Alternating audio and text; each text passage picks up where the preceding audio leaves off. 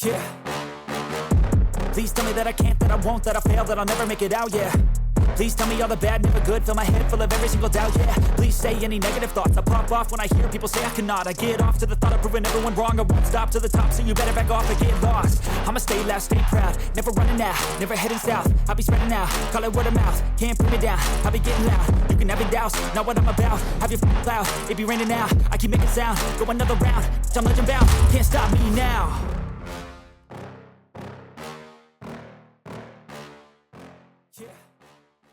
Good evening, BENXT Universe. You join us on the eve of the Reboot Rumble. We have one episode of Pip Down to go, but the field is set. And I don't know if you're ready, but I bloody am. Hello, PlayStation Nation. Hello, PlayStation Nation. They're here. Good evening, everybody. Welcome in. Happy Tuesday to you. Happy Wednesday to you. And happy Thursday to you. I'm styling it out. Happy Friday to you. Happy Saturday to you. And happy Sunday to you. I will not wish you a happy Monday, though, under any circumstances at all. So don't even ask, all right? Don't even bloody ask. Welcome in, everyone. It's Reboot Rumble time. I'm very excited. I'll tell you more in just a second. Ben, my dude, how are you? How was your day? It's Wednesday night and you know what that means. It's BENXT Potter PlayStation Nation stream time. Hope you're having an awesome day, my dude. Thank you, Stephen, for the bits. And thank you for those resubs there. I'll get to those in just a second. I've had a pretty good day. I finished off my first solo video that I've been teasing for a little while, so that's ready to go. I do have a perfect time that I'm going to be dropping that. And that's because early next month, the Drinks Fairy is celebrating a milestone birthday. And there will be a week where I am away. However, that video will deploy that week, and I hope you enjoy it very much. Please enjoy it. I'll let you know more details soon, but finish that off. Very exciting. Can't wait to show you, everybody. But welcome in. Welcome to BENXT. I've hurt my tendons, my Achilles tendons. They're sore. That's the update for you. So I hope you enjoy that. Tonight we have the Reboot Rumble. Now I'm going to do my very best to explain the concept of this match to people who may not be familiar with wrestling. I know we have a few people watching. What is the watch streak thing? I'm seeing that as well. People are getting channel points for having tuned in multiple days in a row. Look at that. Even more to gamble with. Misfit Dad, Bootsy, C. Bennett. I saw some other ones pop up there as well. Thank you for watching several days in a row and enjoy your channel points that are showing. Addy, there you go, look at that 5-stream streak. Incredible. Yeah, here we go. It's Wrestle Boy time. BENXT baby. BENXT baby. Techiwo, thank you very much for the bits. Thank you. Look at all these streaks. Incredible work, guys. Thank you. Of course, you will be able to wager your channel points tonight. I haven't worked out how to do it for the Rumble as yet. So, the Reboot Rumble. In real life, every January, the WWE does an event called the Royal Rumble. There's a men's match and there's a women's match. We're following suit tonight. 30 competitors are involved in a Royal Rumble match. 2 started off, and every 90 seconds, a new person makes their way into the match. It's much like the Aldi Red Thunder Battle Royal, in that the only way to eliminate someone is by throwing them over the top rope. It's the floor is lava, the match, essentially. Now, because it's a video game, there is a limit to the amount of wrestlers that can be in the ring at the same time. So it may well be that if the ring fills up with like 8 people, 90 seconds may pass and no one comes out. Once someone gets tossed off, though, I was thinking about choosing another term, but I've decided to settle for tossed off, then a new person will enter. I have spoken to BENXT management, not me, legally different person. And I have in front of me, for music playing purposes, the order in which the wrestlers will be making their way to the match. It's been decided. So when we create the Royal Rumble match, there'll be a little bit of admin that we'll have to do. We love that. Where I'll have to manually choose who's coming in and who's not. I will change screen to this one so you guys don't see that and don't have it spoiled for you. I also have absolutely no idea how to do predictions for it because there's 30 people. So I don't really know that. And to be clear, Again, it's not me. I'm not BENXT management. The names that were selected to represent the men's and the women's division were put into Excel and they were randomized. So it is random. Even though I know who's coming out when, it was not up to me. The computer decided via shuffle. All right? Anyway, point is, this is going to be really fun. The last person standing wins their respective Royal Rumble, and in so doing, guarantees themselves a World Championship shot for their respective brands. So if they're on Pip Down, they will challenge for the Pip Down Men's or Pip Down Women's Championship. Same goes for BENXT. Much like in real life, next month in-game, we have the Elimination Chamber. And for the brand, that being BENXT or Pip Down, that didn't have a superstar win the Royal Rumble, the top contenders for the world title for the men and the women will compete in the Elimination Chamber and secure their slots at Walrusmania as well. It's all planned, guys. Don't we love organised fun? Yeah? Are we all enjoying the organised fun? I bloody hope so, because it's so flipping organised. Now, normally in a Royal Rumble match, you would not have the world champion compete, so that will not be the case. And I believe there's a good chance, because there's a couple of rivalries going on for a couple of world titles at the moment, that those championships will be defended at the Reboot Rumble in their own match. And the contenders, or the person challenging for that match, will also not be in the Royal Rumble. Whether that be EE Tim, whether that be Grimace, I'm not sure. We'll have to see. But if they're challenging for a title, they will be excluded from the Rumble, because they're getting their shot there and then. Cool. We all good? I think we got it. Stop saying it's rigged. It's not rigged. I tried really hard. This was the best solution I could come up with, okay? Otherwise, we all know when everyone's coming out. Obviously, it's advantageous to come out last because everyone else is knackered. But who knows who's going to come out? I do. I know what's going on. Now, before we get started, number 27, thank you very much for the resub. 6 months, 6 whole months. Wow. And on a BENXT night, no less. Lucky me. You're the best, sir. Loving all the streams. Keep up the amazing work. Thank you very much. That's really kind of you to say. Thank you for the support as well. The Will of Phil. 6 months. Time for the best wrestling show of the week. Hashtag BENXT. Come on. And Calberto, thank you for the resub as well. 3 months. BENXT. Thank you.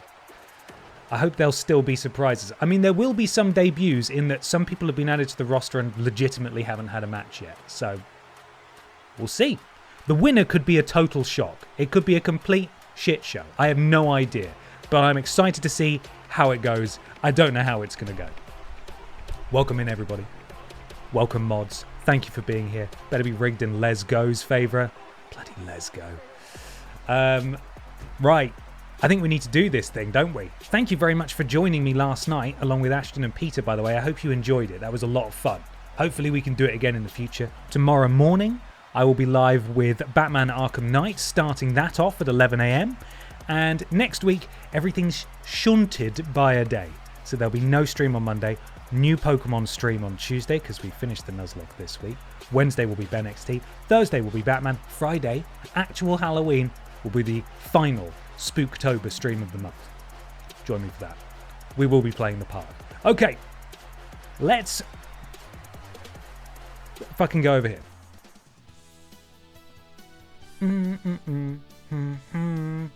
Locked and loaded with the BENXT juice. We're ready to go.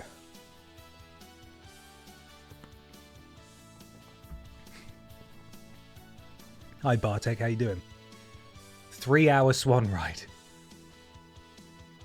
I have carved out some time for the park. Don't really know what we're going to do in it. Oh, man. Spent too long waffling. We'll also be starting Resident Evil 4 next Friday. So I'm thinking like an hour of the park, somehow, and then 2 hours of Resi 4. Those are my thoughts. Going from talking about streaming with Ashton and Peter to saying tomorrow morning I'll be streaming with Batman had me very excited until I realised you meant you're playing Batman. I'm sorry. I keep waiting for him on that roof. He never shows up. He's never there, otherwise I could stream with Batman, which is a shame. Rubbish. Okay, so this is what our calendar looks like. Oh, I do love a calendar. We've got Pip Down tonight. Tomorrow, Reboot Rumble. This show shouldn't take us too long. We do need to eliminate one of the matches, because of course, the Little Kong Strong Championship needs to be defended. So let's crack on. Also, I did go through every single person who's in a tag team and change their power up to run in. So hopefully we'll see more of that. Tag teams having their tag team partners run in to save them, etc. Which should be pretty fun. But I have no idea if it's going to work. I have no idea. So we had a little preview of this at the end of last week's stream. We have Piss Jericho versus the entirely now unproblematic Pufferfish. No issues there. He's had a makeover. Lord Brotovich has a self-promo. LB, I'm really sorry. I know we keep complaining about how you're never on the show, but I think your promo might get cut there, my dude. Paul Schnowzer takes on Gollum. Dave Bautista and Randy Honking, the Pit Down Tag Team Champions, with Triple Flush and EE Tim in their corner, take on Hideo Kojima and Jeff Keighley, the best friends. And in the main event, Daronk goes one-on-one with Santino Marella. A weird match. A weird night. A weird night. Right. Sorry, LB. Sorry, buddy. Sorry. Right, we want to customize this match. We're doing a tables match. Means you only have to wait one match for it. And then we're off to the races. 5-way. It also means we get to play with the wheel. Who is the Little Kong Strong champion? I always forget every week. Oh, is it Randy? No, Randy's the... who was it? Is it Rules Boss? I can't remember who's the champion now. Who is it?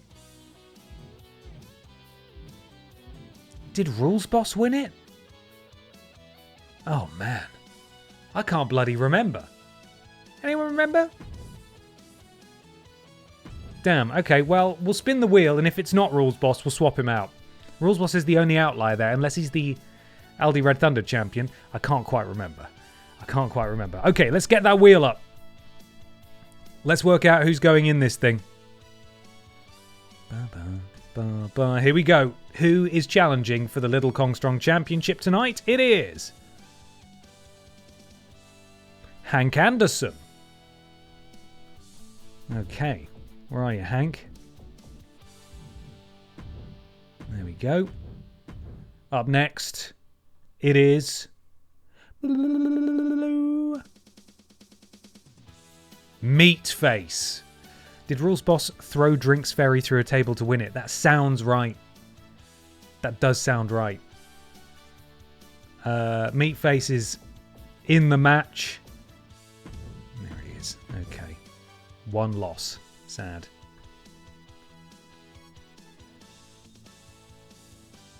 Danny DeVito joins the fray. And final member is...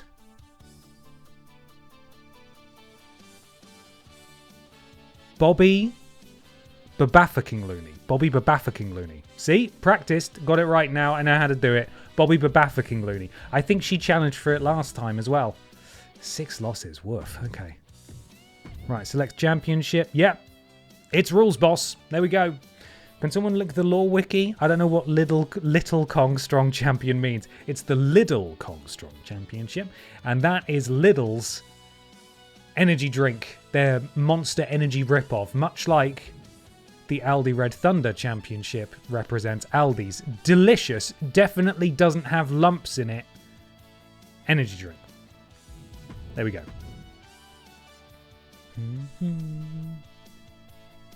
Banana. Okay, I think we're good to go. No lumps, no lumps. I said there were no lumps in it.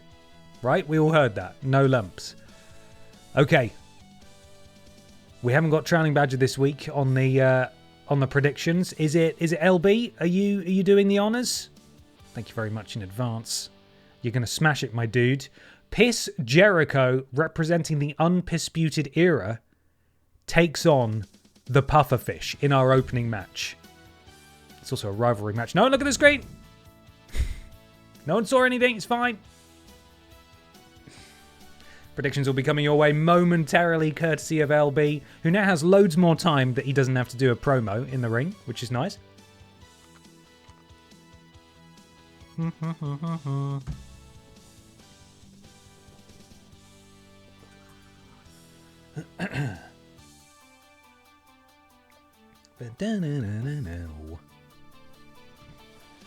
Okay, let's get the music ready. Predictions are available. Who is going to win Piss Jericho or the unproblematic fish? No problems in this matchup, absolutely. He's been fixed. He's been fixed now. Let's go.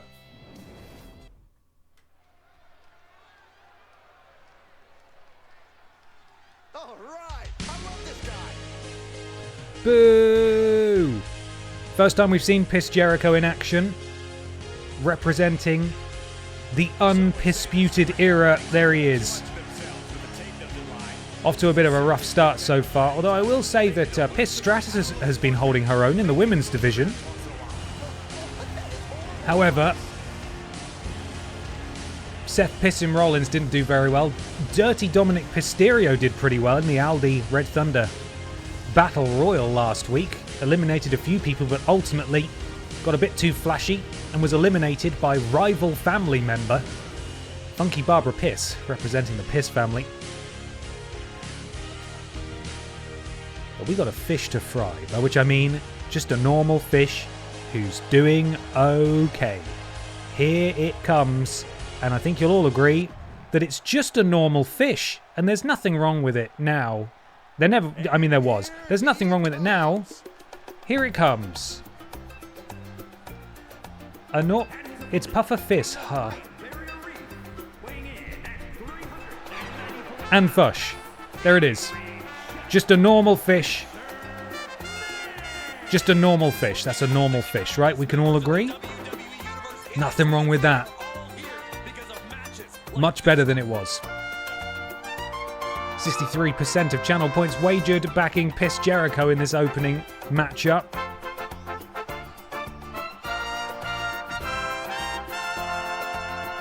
Normal fish. Normal fish. Piss Jericho, ready to go. Industry veteran, Piss Jericho. The Pufferfish we've, I believe, only seen wrestle a couple of times. Oh, and Piss Jericho immediately takes out the legs, the flippers, and then misses off that moonsault, which is not ideal, really. Pufferfish got quite the weight advantage here, you would expect, but Piss Jericho showing what a journeyman he is of the world of professional wrestling. All over the fish so far. Jericho into the ropes. Oh, and Pufferfish drops the former multi-time world champion. Ashton, thank you for the raid. Welcome in, everybody. You're joining me as Piss Jericho takes on a very unproblematic Pufferfish in our opening encounter. Do stick around for the Rumble, in which you will see Ashton Matthews maybe compete. I'll never tell. Thank you so much for the raid, Ashton. I hope you had a lovely stream. How many things did you clean in the end? Did you power wash the flip out of them? Welcome in, raiders. Welcome. Stupid Mathematician, thank you for the subscribe. Welcome to the thickness, my friend. And Use39, thank you for the resub. 6 months. We carved a Wilson into the side of a silo in Power Wash Simulator 2. Absolutely fantastic. It was 140 minutes of filth and smut. I would expect nothing less. Sounds like a perfect stream. Welcome in, everybody. Have a lovely evening, Ashton. Oh, that was rapid movement from the big fish there, who grabs Piss Jericho, sends him into the ropes, comes back, oh, and just sends him flying straight up into space. It's a miracle he came down at all, quite frankly. And the Pufferfish looking to press this advantage he's got over the AEW and WWE stalwarts. Hangs up Piss Jericho, who really needs to get a win here tonight to, quite frankly, have the very recently debuting Undisputed Era be taken seriously at all.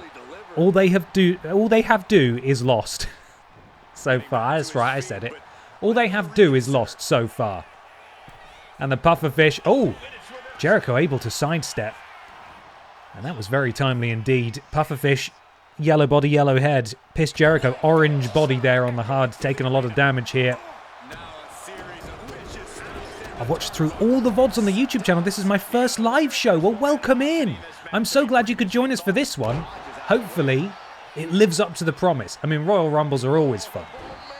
Sometimes, when I have, for a little while, I used to have my brother over, and we would do drinking games with the wrestling. When we'd run out, sometimes we would boot up Here Comes the Pain, put on a Royal Rumble, and do a Royal Rumble drinking game, and it worked great. So we can all do that. Let's just go crazy. Pufferfish, I believe, is going for his finisher, maybe, just sort of throwing Piss Jericho around. Oh no, this is really bad. Is Piss Jericho about to continue the woeful streak of the Undisputed Era? No, he's not. He kicks out. Hoo-wee. Pufferfish. Fight forever, the crowd shouts at the fish. And also Piss Jericho. Piss has his signature. But still the Pufferfish in full control and maybe going for a gigantic splash here, which would be very apropos of the fish. Piss Jericho needs to get out of the way. Oh, that elbow drop. Hit flush across the significant nose of Piss Jericho. Of course, a famous genetic trait of the Piss family, and Jericho still able to hang in on this thing. Catch you later, boring loner. Thank you for stopping in. Piss Jericho is not looking to be in a good way at all, as the Pufferfish looks to do something nasty out here on the apron. Oh my goodness me, spine first goes Jericho onto that ring apron. And now Piss gets the counter that he's been looking for. Stamp on the elbow of the Pufferfish. We are not going to go for a count-out victory this week, please. And Piss Jericho starting to feel a little more confident here. Oh no, and he missed it, and that was a really big risk there, and now the Pufferfish is back in control. The count has been broken, so we will begin again at 1. Pufferfish and Piss Jericho looking to put on an all-time classic here in the opening match of the night, as we desperately want to get to the Royal Rumbles, please. That's what we're here to see. They say, no, you know what? We're going to put on a 60-minute classic right here on the outside of the ring where someone gets counted out, because of course they do. Up to a count of 5 now. Oh my goodness me. Pufferfish sends Piss Jericho neck first and then a splash as well. And this is looking so bad for Piss Jericho, who has not been able to do a damn thing for like 5 minutes. The Pufferfish is not breaking the count. Up to a count of 8 now. It will be broken now. The Pufferfish has jumped out the ring, but I don't know what Piss Jericho needs to do to get back in this thing, but the Pufferfish is really embarrassing him here tonight. Into the cover goes the Pufferfish. Is this enough? Piss Jericho surely has nothing left in his body, and he doesn't, and that is embarrassing, quite frankly. Utterly embarrassing for Piss Jericho. And his night gets even worse as the Pip-Down Men's Champion, Red Thunderman, has made his way out to confront Piss Jericho. It appears maybe Jericho has plot armor, in that he was embarrassed by a fish, a very safe fish, that no one can have an issue with. He's safe and he's fine. And he stumbled straight into a feud with the world champion. If you watch wrestling in real life, that feels kind of realistic. But regardless, the history books will show tonight that Piss Jericho lost to a fish. And the Pip-Down Men's Champion is seemingly eyeing up his next title defense.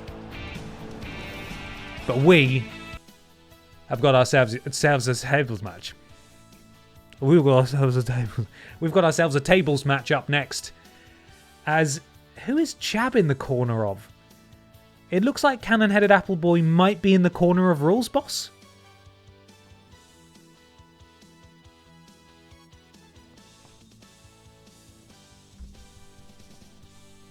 If I were champion, I'd want to feud with someone who keeps losing. That's a good point. It would appear that Rules Boss has got himself an ally in Cannon-Headed Appleboy. I don't know why. Right, let me get a photo of this. Running order. Predictions will be with you momentarily. Rules Boss, having won the Lidl Kong Strong Championship last week in a tables match, this week has to defend it against Danny DeVito, Lieutenant Hank Anderson, Meatface, and Bobby Babalooni. What a lineup. The Fish era has arrived. Will Undisputed Era ever get a win? I don't know. It couldn't be off to a worse start, quite frankly. But it is what it is. They're on the roster. Okay. Let's get this thing going. Predictions will be with you in just a moment. The title is on the line in tables action. Eventually, once it loads. Here we go.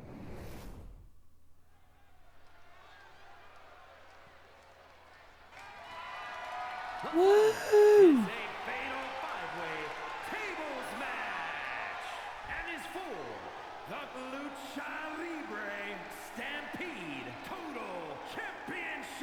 He's not quite got the name of the championship right, but there we go.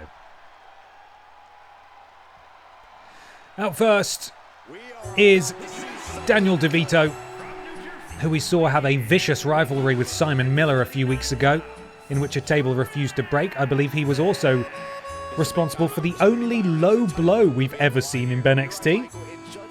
I think he punched Michael Jugson right in the garlic and chips. And won, if I remember rightly. Now, this being a tables match, of course, it's utter chaos. 5 people all vying to put anyone through a table, and if they do so, they walk out as champion. Could be an accident, could be intentional. It's usually an accident, but we'll see how it goes. Things are about to get good. Oh no, what's their name? Oh God, what did I label their music as? From Detroit, Michigan, weighing in at 200. It's not Detroit. Oh no, what did I call them? Remember, guys, the title's on the line. It's not Detroit. I don't remember the last time the champ was in this much jeopardy, Cole. Tonight, I'm scanning. I'm scanning here. I'm scanning the music names. What have I called them? Oh, yes, it is something to do with licking it. You're right. Team Lick It. We've got it. We've got it, everyone. Just in time. I think we can all agree. Cole, there is no way to understate just how important it is to go into Great stuff, Hank. I hope you enjoyed all of your music. There we go. Excellent. We did it. Here we go, guys. And making his second appearance in Pip Down. We've not seen him since the opening show. It is Meatface. And doesn't he look dapper? Is he frozen? Oh, he's even worse up close, isn't he?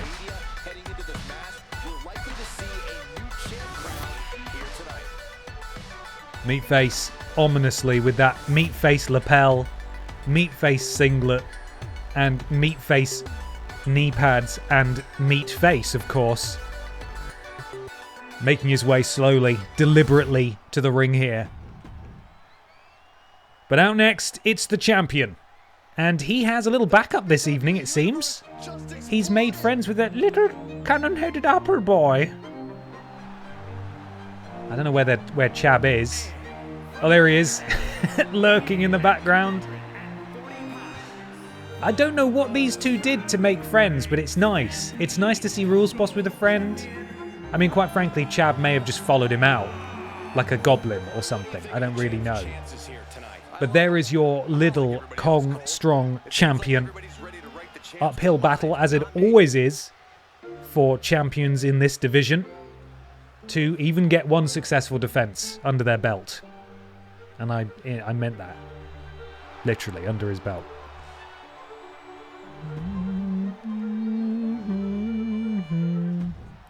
And finally, rounding out the field, and I believe she was in the match last week as well, it is of course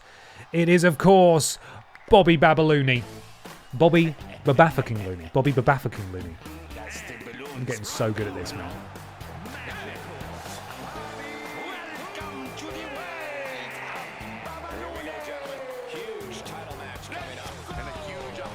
He is, isn't he? He's in the German faction.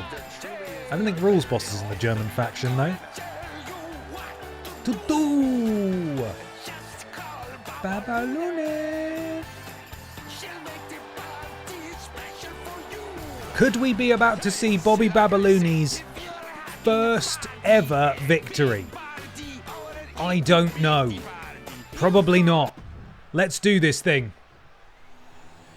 And that's what it's all about, that beautiful belt with those lovely flourishes gifted by the immensely talented Danji's Designs. Go check out his website. And Meatface just, he's definitely the biggest boy in this particular match, I would say.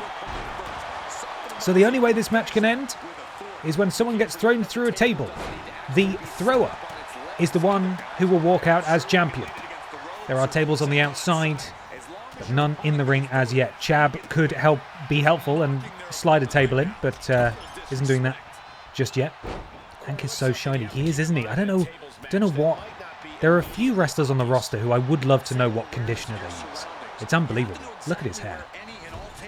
The two elder statesmen of this match, in Danny DeVito and Hank Anderson, face off in the corner there as Meatface takes on Bobby Babalooni, and the champion just trying to find someone to punch, but no one really wants to play. He finds Babalooni eventually. European uppercut to the back, and you see Hank grabbing a table there on the outside, slides it into the ring, manages to get it under Babalooni, which is very impressive.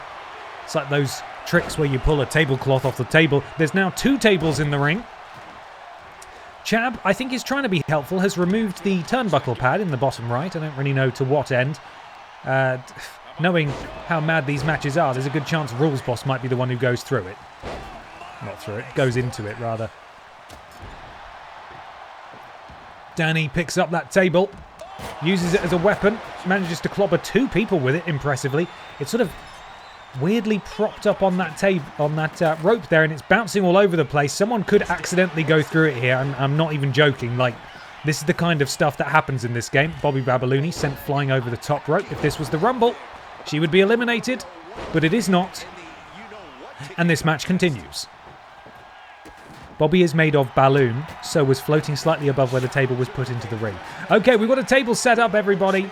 And Hank Anderson is got Danny DeVito up really close to that table. No one's stopping him, and it's through. And Lieutenant Hank Anderson, whose music I have definitely remembered what it's called. Where is it? It's right here. That's it.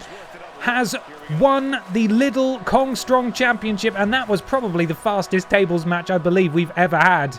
You can see how quickly these things end. There was a table set up. He had someone grabbed. Babalooni watched and then looked disappointed as Hank Anderson wins gold for the first time on either Pip Down or BENXT. Kind of astonishing when you consider the immense popularity and success of the Dark Picture Pals debuting alongside Team Lickit, that a member of Team Lickit is the first person to hold gold out of all four of them.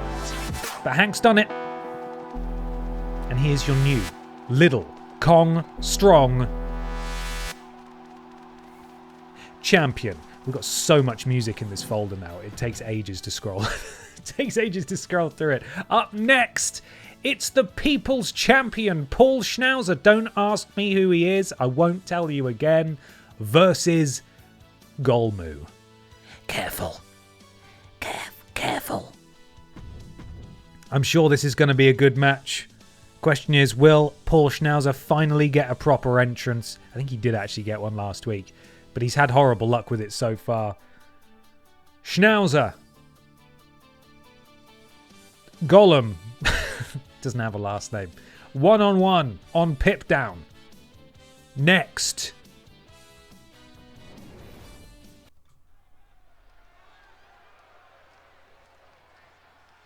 Yeah, now we're talking. The following contest is scheduled for one fall, making his way to the ring from no place in particular, weighing in at 281 pounds, Paul Chandler. Hey, where's the horse? What are you talking Paul Chandler. about? Yeah, what horse? That's him. The high horse this superstar always seems to be on. Did Jerry Lawler Got a lot of confidence, hasn't he? I called him the People's Champion, but... Oh, hang on. What's going on here? Oh, no. Paul Schnowzer still... Oh, Gollum! Gollum with the sneak attack while Paul Schnowzer was still making his entrance. And Paul is completely laid out. He's still got his jacket on. This match hasn't officially started yet. As Gollum takes advantage of the sneak attack on Paul Schnowzer. This is what happens, I suppose. Paul Schnowzer was too busy mouthing off to the audience there. If this match doesn't actually end up getting underway, we will refund the channel points, but we'll see what happens when Gollum gets in the ring. It is a match. This match is underway. This is official, as Schnowzer is on the receiving end of that weird little freak. Gollum taking full advantage of that sneak attack as Paul Schnowzer surely has reduced mobility in that big silly jacket. I think he's going to wrestle the whole thing in his entrance attire, which is sort of weirdly sticking to the back of his legs. There are certain things that you can put on custom wrestlers clothes-wise that you're not allowed to have as part of your ring attire. You can only have it as part of your entrance attire. I have a feeling this jacket might be one of them because it's looking a bit weird in there as he moves about. And now he's taking it off. He's taking it off. Paul Schnowzer has bared all. And now we can see his big hairy back as Gollum flatliner to Paul Schnowzer. The dog has been put down. Gollum running all over the place. Decides that's good enough. Rolling neck snap to Schnowzer. Gollum, beautiful. I'll tell you what. Gollum's been sat in catering for too long. He knows how important this opportunity is as the pit down referee there gets fully in the way of the camera. And double axe handle from Gollum. He cannot hurt Schnauzers, who are wearing jackets, of course. Gollum. What's he doing here? This is his signature, I believe. Oh no, look at that little freak go. He's wrenching back on the neck of Paul Schnowzer. Lets him out immediately for some reason. And referee again giving us a good view. Gollum now has his finisher. Not good news for Schnowzer. Decides to go into the cover. And Paul could be in for a short night tonight. As Gollum, top rope springboard moonsault there, beautiful. And he goes into the cover again, I think. No. Oh, and he has a little cuddle there. That is Gollum's finisher there, trying to choke the life out of Paul Schnowzer for a second time. I don't know what Gollum's submission stats are, but he decides to let Paul Schnowzer go there. And poor Paul hasn't been able to do a single thing in this match so far. It's been all Gollum. Schnowzer into the ropes, back elbow from Gollum. He's so small and frail, but that elbow looked like it connected with some venom there. Into the cover. Oh, and Gollum absolutely buries Paul Schnowzer. I've not seen anything like that before. Poor Schnowzer didn't even get out of the starting blocks. I mean, it wasn't his fault. Gollum did take advantage. He cheated, really, I believe is what they would say. Technically, per the rules, he did cheat. But Schnowzer got into the ring and decided he was good to go, and then just ate 5 minutes of offense from Gollum there. And a powerful victory from Gollum like that will surely move him up the rankings in whatever creepy little division he's in. Just a weird little goblin division. Look at that little freak all on his own. Another average match from Pip Down. They're saving all the good stuff for the Rumble. That's what they're doing. This poor crowd here paid a premium to see Pip Down tonight, and everyone's head is in the Rumble already on Saturday. No one's thinking about tonight. No one's focused. Regardless, the sooner we get Pip Down out of the way, the sooner we get to this fucking Rumble. So let's do it. The Pip Down Tag Team Champions. Randy Honking, Dave Bautista, representing P-Volution, with two P-Volution stablemates in their corner, one of whom is, of course, the leader of P-Volution, that being EE Tim. The other, Triple Flush, one half of the BENXT Tag Team Champions. P-Volution hold all of the tag gold at the moment. This is a formidable force, but will the friendship, the combined mutual love of Hideo Kojima and Jeff Keighley carry them through? I don't know. We'll have to see. Tag team action in just a moment. Get ready to wager those channel points.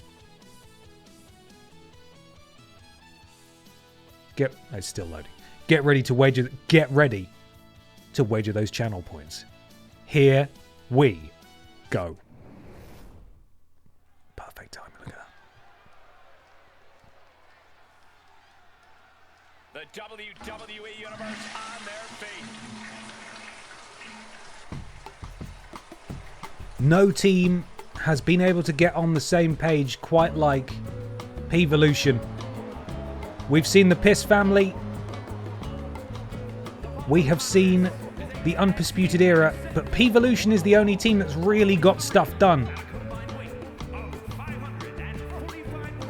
We've got both sets of tag gold here. We have two former Aldi Red Thunder champions as well in their midst. They've held it all. But They're going up against a team that, no, has not won Tag Gold. However, both of them have won the Little Kong Strong Championship on Pip Down. So they are facing a couple of former champions. Let's see if they can hold it together and come out on top.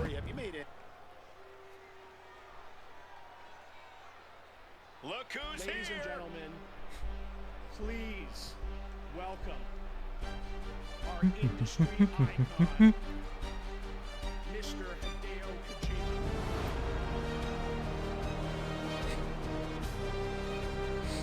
And their opponents at a combined weight of 447 pounds. The Brain, and Jeff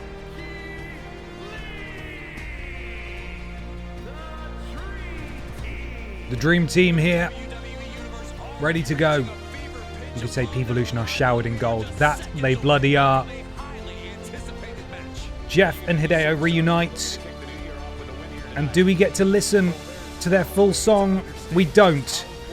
Because this match needs to get started. Dave Bautista and Hideo starting things for their respective teams. And we're away. Hideo with the big right hand, and then that takedown. Oh, and just rubbing his crotch all over the back of Big Dave, which is weird. Then slapping him in the head too. Don't really know what that's about. Wrenching on the arm now of Big Dave Bautista. Lovely bit of EE Tim and triple flush at HUD there. Going completely over Dave's HUD. Not really sure why. Tag, in comes Jeff Keighley. And now Jeff. Double backstabber. We need to hear the end of the song. If they win, then they'll get to do it. Jeff Keighley, springboard drop kicks right to the back of the head of Dave Bautista. Into the cover goes Jeff. Also known as Zac Efron. Oh, Dave able to roll out of the way. Oh, and ducks, and now Big Dave's getting rolling. Power slam there. Wasn't a power slam, just a slam really. Big Dave boot to the gut. DDT from one half of the tag team champions. And the referee again giving us a fantastic view of the action. Get the fuck out of the way. Get out of the way. Dave up to the top rope. Oh, I believe someone threw a sledgehammer into the ring there. I don't know who it was. Of course, that's not legal in this match. It may have been triple flush. Both he and EE Tim watching on like hawks on the outside of the ring. Could well be that EE Tim finally becomes a champion this weekend at the Rumble, if indeed he's challenging Dick Mychenko. Second time those two will have gone one-on-one. Dick Mychenko, the BENXT World Champion. Two have been feuding for some time. Randy honking now legal for P-Evolution and eats a massive clothesline from Jeff. And now Jeff, oh, look at this. Ties up the arm and wrenching back on the other arm. It looks like Randy managed to roll out of that. Very accomplished is Randy honking. Sends Jeff. Oh, and beautiful. Classic Randy Orton there. As triple flush, you see, removing that turnbuckle pad on behalf of P-Evolution, and the referee's back is now turned. He's distracted fully. I don't think Randy's going to be able to take advantage, though, as he's sent into enemy territory. And here comes another tag. Hideo back in the ring. A little bit of teamwork there. Randy counters. Hideo sent flying into the outside now. And now, oh, looks like Jeff's just Jeff's eaten a stray there, even though he's not the legal man in this match. Randy now back in the ring. Hideo perhaps looking to make him pay for attacking his best friend, hanging him up on that rope there. Hideo and honking. Now, trying to choke the life out of Randy there. Oh, and knees across the face as well. I don't know if that's particularly legal, but Randy's back up, and he's not going to let Hideo climb up to that top rope, decides he's had enough, and in comes Big Dave. Here we go. Eating a stray. What is he, a fox? Oh, no. Oh, no. Big Dave the Leviathan here. And Hideo able to slip out and hook that leg, dropping the powerhouse of P-Evolution. Dave again. Oh, counter from Dave. He's been in that corner before. He doesn't want to be there again. And now I believe we've got a bear hug on the go here. Just trying to choke the life out of Hideo. Hideo does have the wherewithal to power out, though. And a massive clothesline drops Dave.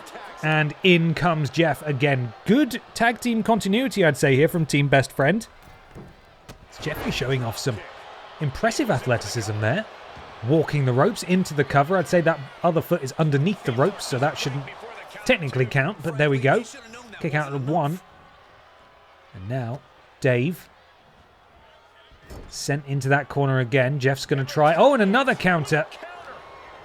Dave does not want to go in that corner, and that's fair enough. And I think now we're going to see some tag team continuity on the part of P-Volution here.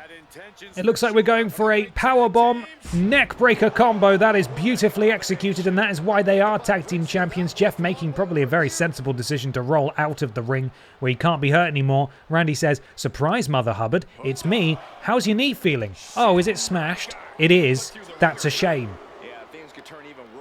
Count of 3 now from the referee. These guys have to a count of 10. He's actually taking ages to get to 3. Count of 10 to get back into the ring. Randy continuing to do some damage there. We can't see it, but it seemingly is happening as Randy again drops that knee across the face of Jeff Keighley. He looked like Zac Efron when he went down. God knows what he's going to look like now when he stands up. Count of 7, and both men get back into the ring. Dave has his signature. Randy not quite there yet. Tag made, and it looks like we're getting another bit of tag team offense here. Oh my goodness me, I don't know how the referee can allow this. This is really taking liberties here as both men, with a drive-by to poor Randy honking. Boot to the back. And now Hideo again measuring his man. Hideo closing in on a signature there. That blue bar filling up. Once he gets there, he's going to hit a powerful move. And then he'll have a finisher. And that might be good night for Randy as another tag is made. And what are these two looking to do now? I tell you what, it's been an impressive outing here from Team Best Friends. An assisted leg drop there. And Dave looks very frustrated there on the outside. Randy needs to make a tag desperately. And again, another tag for Team Best Friends. And we've seen them do this already. And I think this may leave Randy stunned here. You see that orange bar filling up above his head. And Randy now can't do anything until that bar goes down. Hideo, boots to the stomach. The boots with the fur. And now, triple flush. Again trying to... Oh, and Randy able to get a little bit of offense in. And he's got his signature as well. This actually could be just what he needs. He's got Hideo up on his shoulders there. Into the cover. I don't know if this is going to do it necessarily. That was not a signature. Hideo kicks out. Randy. What's he going to go for here? Belly to belly from Randy honking. Still not going for that signature. I think now would be a very wise time to do it. And now I think we're going for it. This is classic Randy honking. That draped DDT. And he gets absolutely all of it. Hideo Kojima had nowhere to go. Face first into the canvas. If he goes for the cover here, it may be that Jeff needs to come in and break it up, but Randy decides no. Not going to do that yet. And we might be about to see a tag team finisher here. I think we might be. A reversal of roles here. Powerbomb into the neckbreaker. That was their tag team finisher, and Hideo Kojima is fully out. Jeff Keighley's going to have to come in and break this up. And now, if you're unfamiliar, that red X means that Jeff is not allowed to come back into this ring until he is tagged. So, if Big Dave manages to hit his signature or his finisher here, and he pins Hideo Kojima, all Jeff can do is watch on powerless. He's not allowed to do anything. And this might be... Oh, but a counter from Hideo. That was perfectly timed. And it appears that Hideo has escaped. He has just gotten out of this one. That was looking really dicey. Double backstabber there from Team Best Friends. And Jeff Keighley, who's been champing at the bit on the outside this whole time, now finally gets to run rampant all over Big Dave, who is sent back in. And this might not be the best idea, really, considering that Hideo just took a load of offense, but they tag back out. And it's this move again. And now Dave is in real trouble as Hideo has his signature stored. And Dave can do nothing. Dave can do absolutely nothing but just sort of take the punishment here. Hideo up to the top rope, crawling for the tag. He makes it. I don't know what Hideo was thinking there, but Randy honking is legal again. Hideo ducks out the way, doesn't duck out the way of that second one. Backbreaker from honking. Classic honking. Absolutely classic honking there. Vintage honking. Randy walking right through. And if he can get Dave back in here, I don't know what he's looking for. What's he looking to do? Hideo just pulling himself up in the corner. Big lariat there. And Kojima is having a bad time. Veraxis the Witch, thank you so much for gifting a sub to Jenks Gaming. Welcome, Jenks, to the thickness. Thank you, Veraxis. Very kind of you. Tag made. And Dave is legal again. Dave does have his signature. Let's see if he actually manages to do it this time. Rolling. Wow, I've not seen him do that before. That's impressive. Hideo. Uh-oh. Neck breaker. That looked very deliberate. And Hideo's in trouble. Dave still looking to do his signature. Oh, and referee Jeff Keighley punched him in the back of the head, but that's not going to do anything as Big Dave hits that spear. And Jeff again is able to come and break it up. But here's the thing. Big Dave has his finisher, and Jeff has already used his opportunity to come into the ring to break up a pin. So if he can hit his finisher here... Oh, and Hideo Kojima is busted open. This might be the beginning of the end for Team Best Friend, especially if he decides to go for this tag team finisher here. And it looks like he is. The photography implies that it might be happening here. Again, we've seen this a few times. Powerbomb into the neck breaker. Beautifully executed. Jeff cannot come into this match. And the Pip Down Tag Team Champions pick up a hard-fought victory here on Pip Down. Well played there from the champions. They knew what Jeff was legally allowed to and not allowed to do. The other members of P-Volution largely behaving themselves on the outside.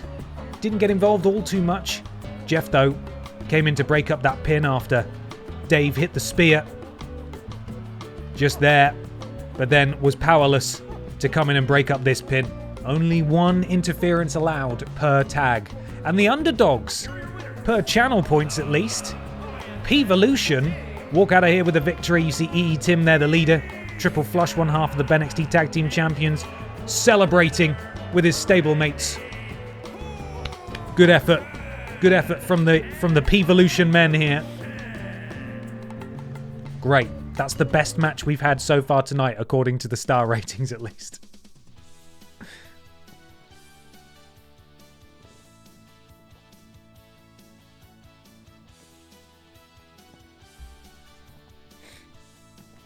Hideo about to put himself in Death Stranding and call himself Jobber Man. Got him! Okay, this is our final match before we move on to the Reboot Rumble. Are you guys ready?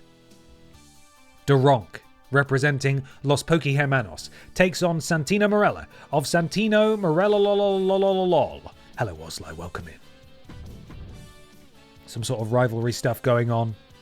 Predictions will be with you in just a second. Get ready to wager those channel points. Let's do this.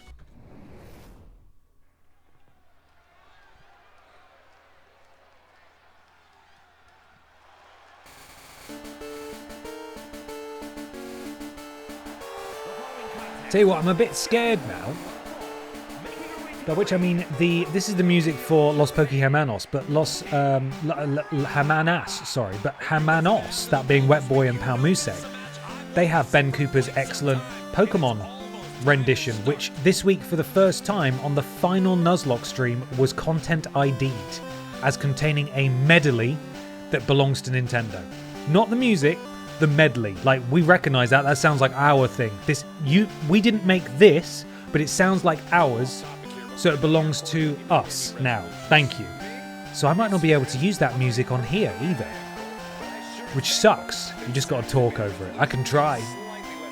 I mean, the manner through which it was played on the Nuzlocke was... where are we? Boo, boo, boo, boo. Boo, boo, boo, boo. The manner through which it was played on the Nuzlocke was with Samara Jazz's lyrics over the top, so it did technically have talking over it. It's rubbish, isn't it? Oh, just nudging Duronk there as he runs past. Morella versus Duronk. Up next, Duronk, the favourites point-wise. Sing it yourself without music. Okay, you know what? Maybe I will. I'll try it. Oh, big strikes here from Duronk. Morella able to duck out of the way. Former, I believe, 2-time BENXT Tag Team Champion. I don't think those feet are on the ropes. Oh, manages to counter out into a pin of her own. Only a 1 count on both sides, though. Oh, and Duronk went for broke there, flying off the top rope. But Santina Morella too far away. Duronk, shorter than I remembered, quite frankly, as Santina Morella.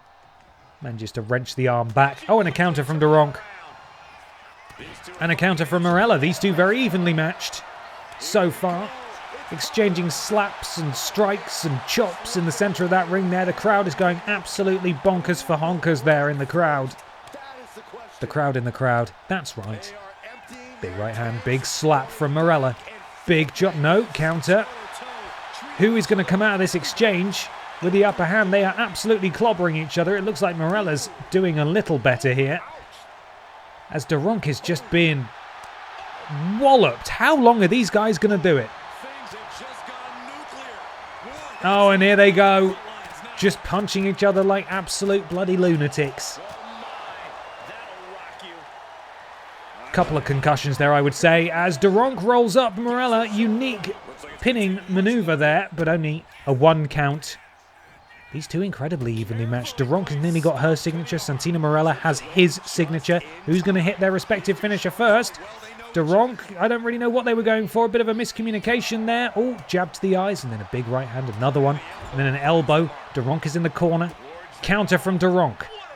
Counter from Santina Morella. I believe that was Duronk going for her signature, and Morella ducked out the way. That is a costly mistake for Duronk, who's been thrown over the top rope. And then a counter from Duronk. These guys will wrestle forever. They are so evenly matched. The counters are flying left, right, and centre. Duronk taking a moment to have a little taunt there. Counter from Morella. More strikes from Santino. Big European uppercut to the back of the head of Duronk. And now, another jab, an elbow, a boot to the stomach, DDT. Puts Duronk on the canvas, and what's Morella looking to do here? Is this his signature? It is, that diving headbutt. We could be closing in on the end here. A very competitive, albeit quick match. No, we continue. We continue. As now I think Santino is looking for his finisher. We may be about to see the Cobra. No. A counter from Duronk. Duronk countered Santina Morella's finisher, and now Santino's in trouble. Oh my goodness me. Hits explosion, and has Duronk grabbed the victory here? She bloody well has as well. Unbelievable. What a match between these two. It was not very long, but these guys went back and forth. The signatures counted into finishers. Unbelievable. Santino hit his signature there. Duronk able to kick out, and just when Santino was going for his finisher, Duronk able to counter here. And then hit hers. You see it. This is it. Explosion. And just like that, Santina Morella was knocked out, and Duronk walks out of here with the victory. Impressive stuff. That's right, I said impressive stuff. Yes, go on, Duronk.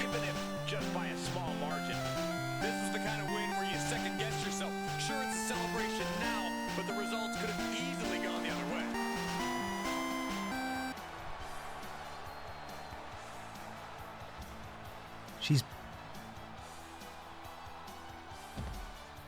Hello? I was going to say her victory celebration is really long. Really long.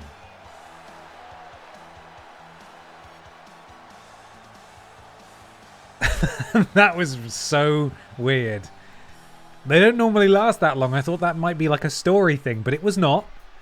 We just had to have a long, lingering look at the powerhouse that is Duronk. Well, everybody, you know what this means now. It's Rumble time.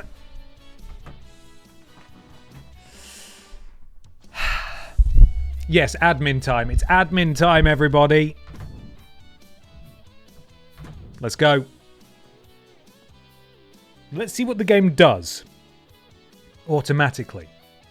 I mean, you can't challenge for that. That's not how that works. That makes sense. Oh my god, all of P-Volution out for that one. A no holds barred match between Gollum and Schnowzer. Anderson versus Grimace. Okay, Grimace is challenging, so she is removed from the field for their Rumble. Carla and Santina take on Judas and Duronk. Lord Brotovich takes on Jill. Defends his title against Jill Sandwich with the Winkler in his corner. And Dick Mychinko in the main event takes on EE Tim with with most of P-Volution in their corner. So we're going to edit this. So EE Tim is now no longer in the Rumble. We need to create 2 Rumble matches. That match is staying. That match is staying. That match is not staying. That match is staying. That match is staying. That match is staying. That match is not staying. Which Rumble would you guys like to see first? The women's or the men's Rumble?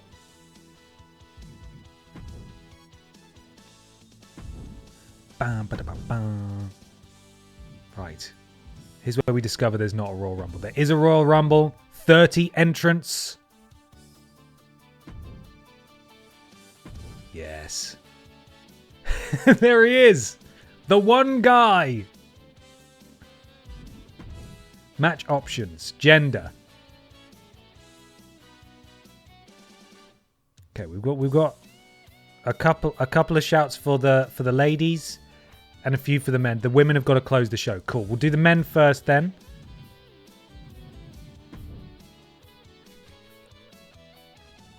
Here's who it's chosen automatically. This lineup is just, quite frankly, bonkers. Mad. Catch you later, Veraxis. I hope you feel better. Hopefully you can tune into the VOD and watch the chaos. Right, it's at this point that we need to cut back to the main cam because you guys aren't allowed to see this. You're not allowed. It's illegal. So, we're back over here. Admin. Dun, dun, dun, dun, dun, dun. Time for admin. Has anybody got any clever ideas about how to do predictions? What we could do is look up the real Royal Rumble and the 4 spots that people win from most regularly. Like the most winningest of all spots. And people could gamble on those. If no one who comes out of that number wins, then the channel points are refunded. We could do it that way. Because you can't have all 30 names. That's not going to work.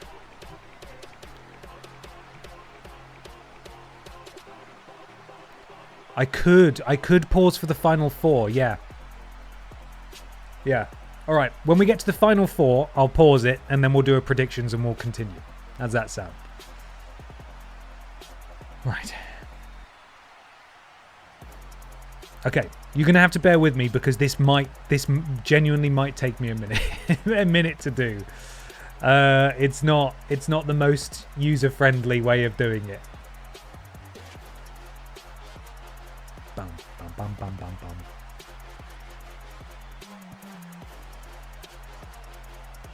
Okay. This is so dumb. Right. Wow, wow, wow, wow, wow, wow. Bum, bum, bum, bum, bum, bum. Can we listen to the Dark Pictures entrance music while we admin? Hey, I don't want to spoil it for you guys. You can't have pudding before your vegetables, all right? They're going to be in action later. You'll hear it. There won't be any shenanigans this time. You're going to get their proper entrance, and it's going to be fantastic, and we're going to have a great time. What's annoying here? What's taking me a minute currently? In fact, I can just show you this, so you can... Because these are not, to be clear, these are not the current people who are going to be in the Rumble. This is me manually having to say, no, I don't want these guys to come out randomly.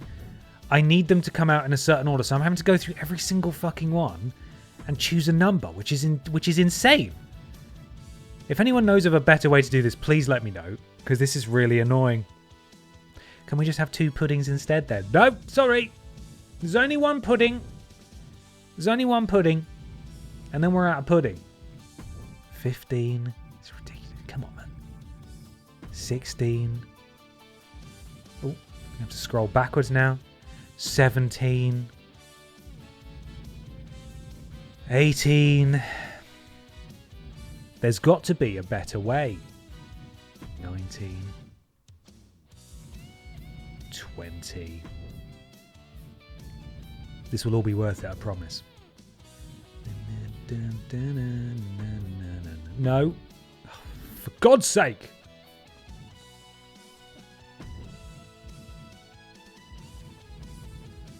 We're on 22, 23, and I'll have to do this again in a minute as well.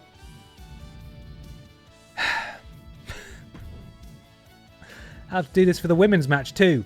60. I'm going to have to press this button 60 times and manually enter a different thing. Silly. Come on now. Just think, Trips had to sit back on stage, had to sit backstage doing this before every TV and pay-per-view. He did. It's hard work. I don't envy him. That man must be exhausted. Hang on, have I missed a number here somewhere? What have I done wrong? Where's it? Where's the number I've missed? I've missed 8. Okay. Right. 8. Here we go. 29. 30. Okay, now we're going to cut away and I need to choose who's in this match. Bear with me, everybody. I wish I could have done this ahead of time, but you can't edit cards before it shows them to you. So we had to get through Pip Down first. Right. Wah, wah, wah, wah, wah. Dum, dum, dum, bum, bum, bum.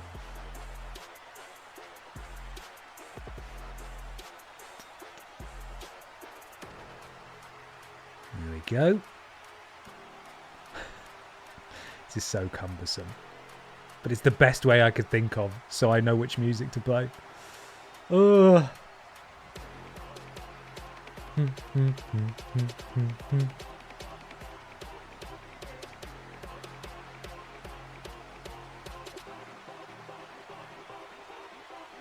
Oh, for Christ's sake.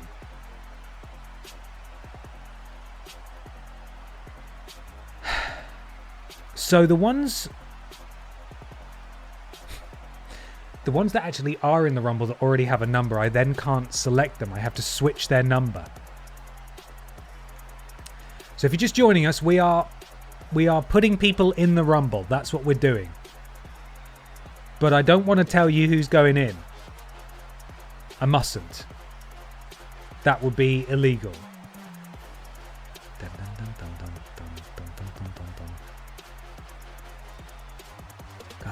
I wish I just had a video I could roll for you right now.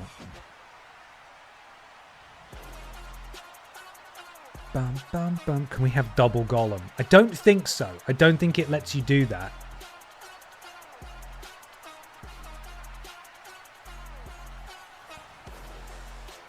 Oh, God.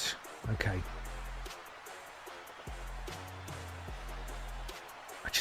I wish there was a way I could have done this ahead of time. I'm really sorry, everyone. Dum, dum, dum, dum.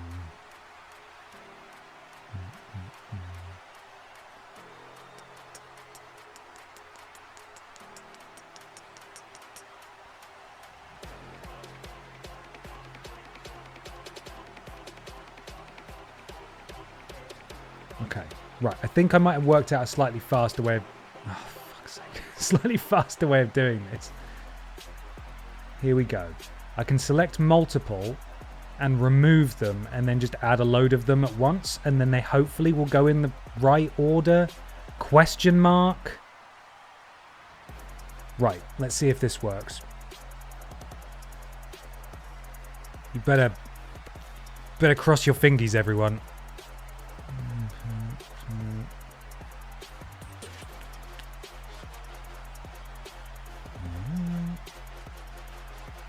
Okay. Bum, bum, bum, bum, bum.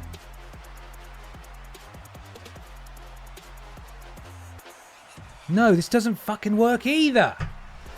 Because even though I'm replacing them one by one, it won't let me replace the ones who are next in the queue to be replaced because like they're already in there. They're not. I want to get rid of them. Please let me get rid of them.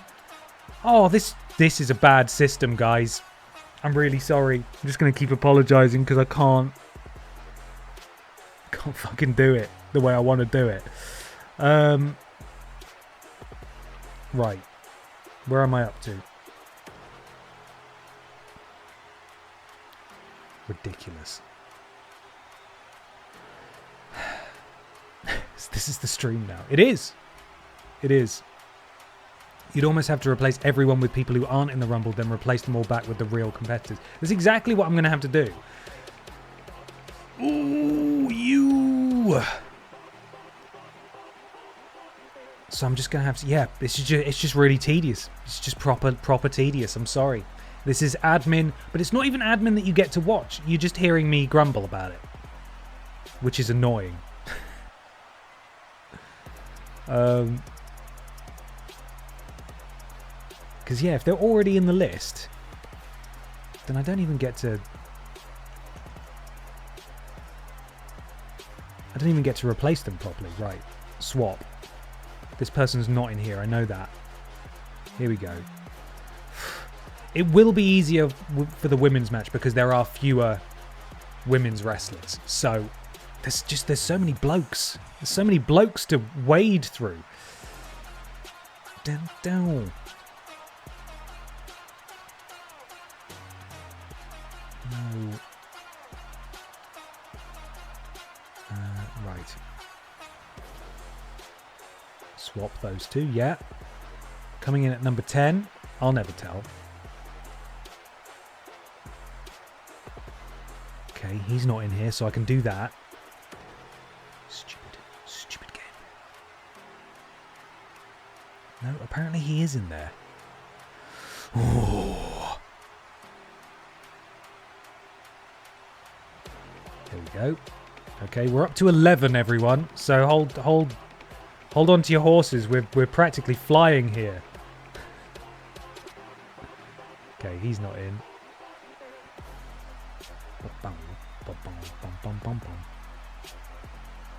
Number 12.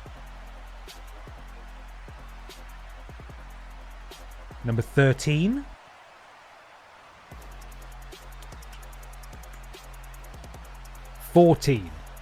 I'm going to tell you which number I'm on, so it'll hopefully make this feel a little less horrible.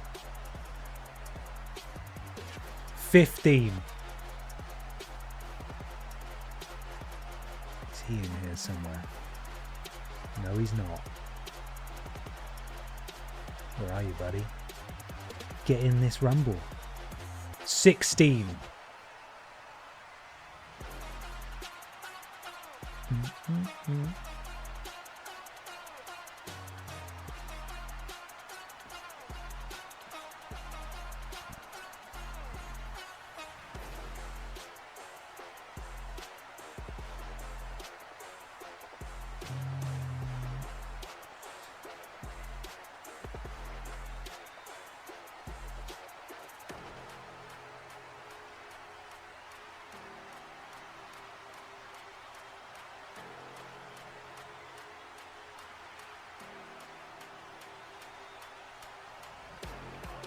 Okay.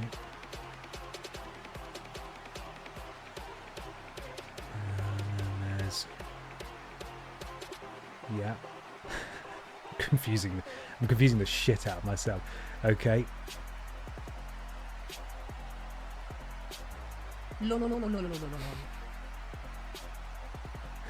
Bear with me, everyone. Please.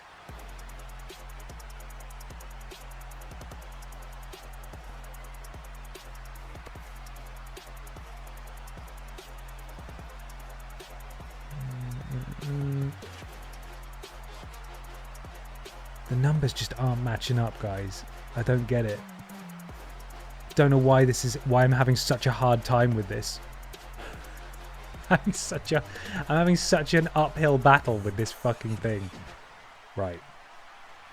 Let's try and make it a little easier for myself. I promise the ladies one will be a lot simpler than this, alright? Bam, bam, bam, bam, bam, bam.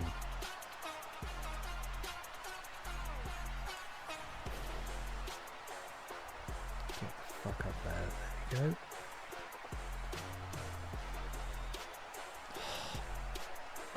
Come on! It's gonna suck when the game crashes on 29. Don't do this to me. Please. Okay, let me just double check what I've got so far. Yeah. Yeah. Yeah.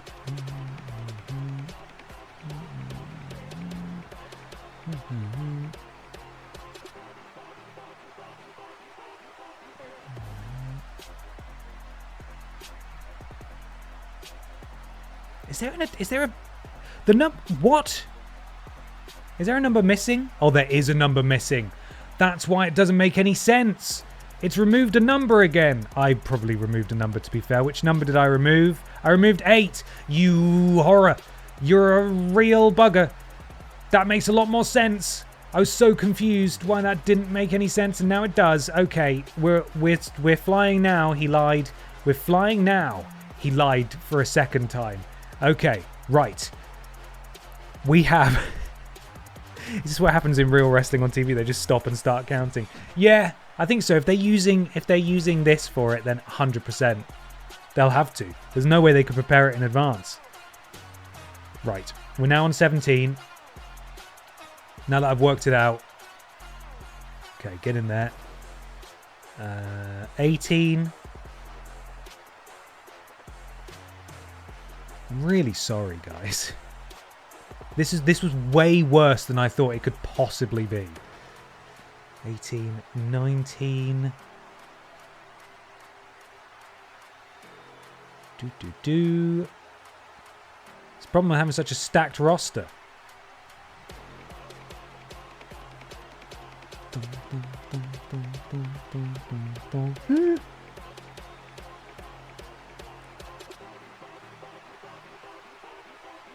$21.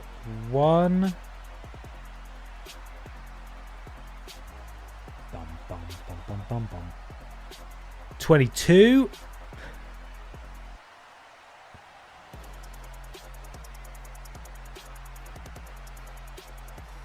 Yes. 23.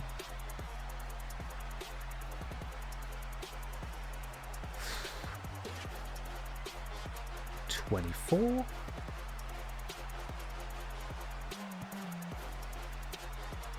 25.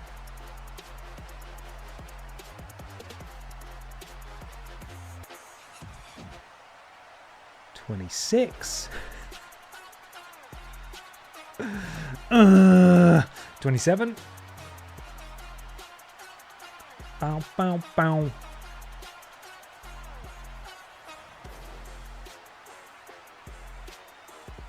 28.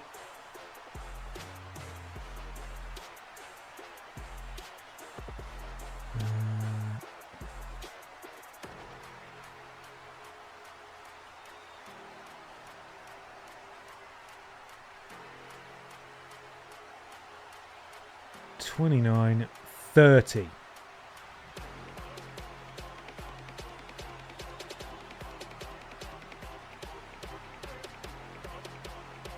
Okay. Right. Good bloody Lord.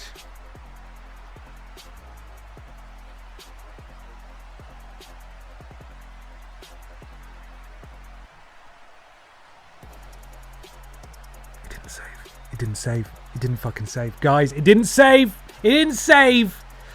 It didn't save. Oh.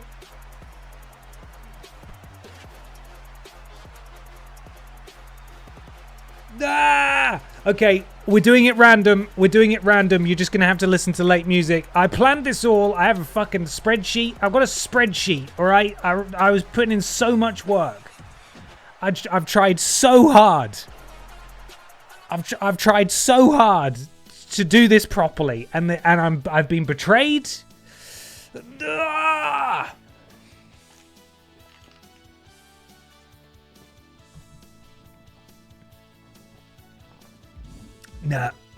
Nah. Just scrap it. We're not doing it anymore. We're not doing it anymore. It's not going to happen. Sorry, everyone. You can go home now.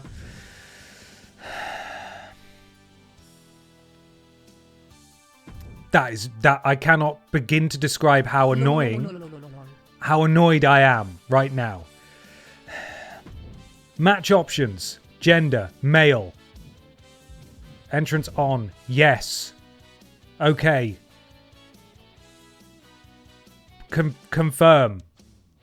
Are you even in it? You're not even in it. How do I change participants? Fucking absolutely. Absolute fucking disaster. I tell you what, at the very least, what I can do is we can plumb in the people who are meant to be in this Rumble, and they can just come out randomly. How does that sound? How does that sound, huh? At least then there's no spoilers or anything. You can... Why? Why did it do this to me? Look at this stupid menu, right? It's stupid. I hate it. You got to go through each one. You got to choose a number. It's crap. It's rubbish. There was a 50-50 chance the game was going to crash during its saving anyway. Yeah, it probably was. Yeah. Probably a very good chance of that. Okay, so what I'd like to do is just delete everyone and add them from scratch. Can I do that? The game's not going to let me. Because look, if you go to Edit Superstars and you select all of them, right, you can't just delete them. So now it's only showing people who aren't in the Rumble, including people who you've got selected. So... So you can't go through. You can't do it. I'll have to basically select an entire female group here. Ooh. I don't care which attire. Just.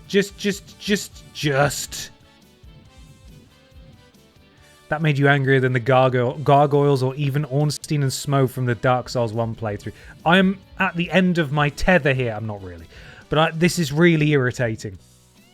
Because I did prepare... And now I'm being made to look like a right tit because this game does not have an easy way to add people. I hate it. It's stupid. It's a stupid game. It's a stupid game and I hate it so much. Right. Okay. So now we edit the superstars and we select all of these guys. Do I have to do it in the right order? Oh, it doesn't matter. They're all random anyway, doesn't it? Aren't they? Sorry. So we do this. Yeah. I'm going to need to down my drink after this. And now we can put in the people we want. So. This is who is meant to be in the Rumble. Just FYI. We've got. Why does it go from M to B? To B to X to G. Oh, it's organised by overall. Okay, I was about to fucking flip, flip off right then. Absolutely blow my stack. Right. Brian's in it. Meatface is in it. Brian's in it. Pachiti Dust is in it. Simon Miller's in it. Oh, this is such a shame because, like, I wanted to have all the music queued up so it would, like, sound great and, like, look really professional. And not only was it a Herculean battle to get all the people in that I wanted and choose their number, you know, their appropriate number, it's now just, it fucking closed it. It didn't even save it. It's made me, honestly, it's made me as sad as I am cross. I'm just sad now.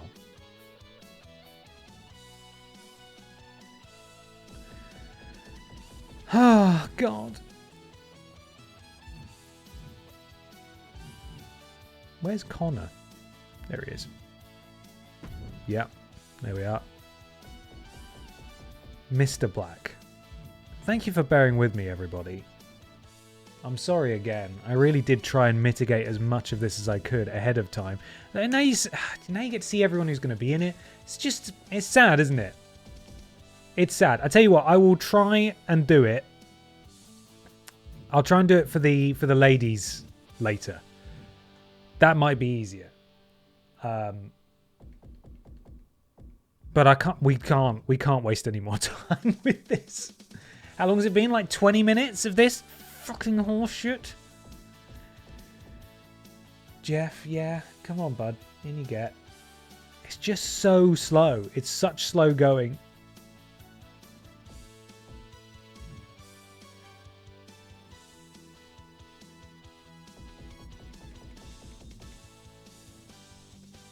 Yeah, that attire is fine.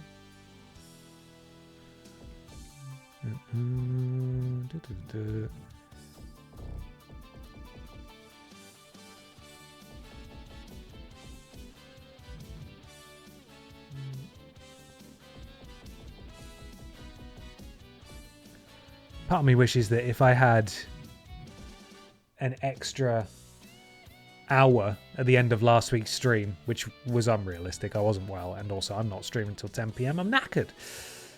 I could have just done that pip down and I could have done all this prep off stream, but that's not how the game works, unfortunately. Sad.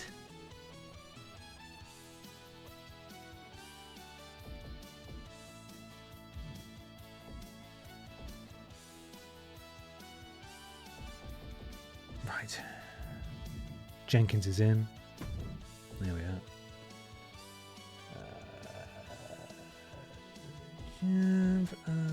Okay. Yeah, and yeah, we're nearly there, everyone. We've got 3 more to select, maybe 4.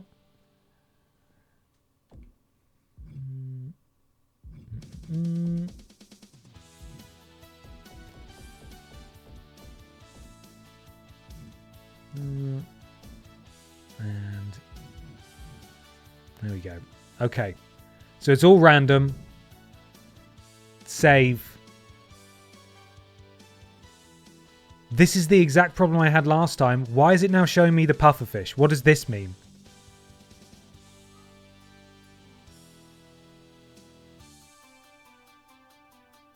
The pufferfish isn't in this match. The pufferfish is not in this match. I don't understand. What does this actually mean?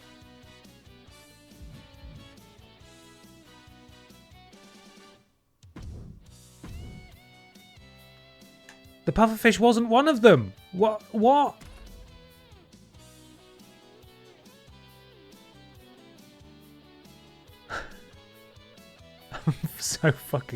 I'm so fucking cross. We picked 30 people. Who's in it? And now it says Chab. I don't understand. I don't get it.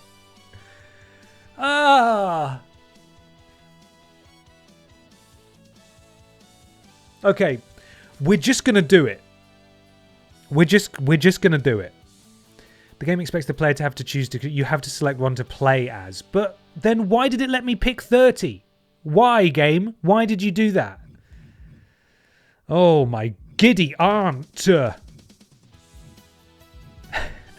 It's just infuriating. This is so annoying, guys. It's really annoying because I wanted this to be special and I feel like it's ruined it because it's taken me ages and it might not even work properly and it's not how I wanted it to go. I wanted it to be really good. I was so excited for this and it will still be good, but it won't be what I planned and it makes me sad and cross.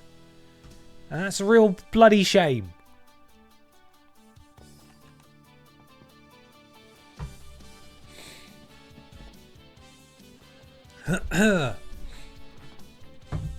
Well, I suppose we should just try, right? We'll just do our best. Smara Jazz, thank you very much for the resub. 5 months. Oh boy, here we go. BENXT time that I can't watch because it's time for tea. Keep up the great work, my dude. Thank you very much. Thank you. And also Jolly Joker 666. Thank you for the subscribe. Welcome to the thickness. What a time to join us. This is almost as bad as the time I was going to do a Royal Rumble with the many custom characters I made, and I booted up the game, and it said save corrupted, and everything was gone. Chavo still loves you, Ben.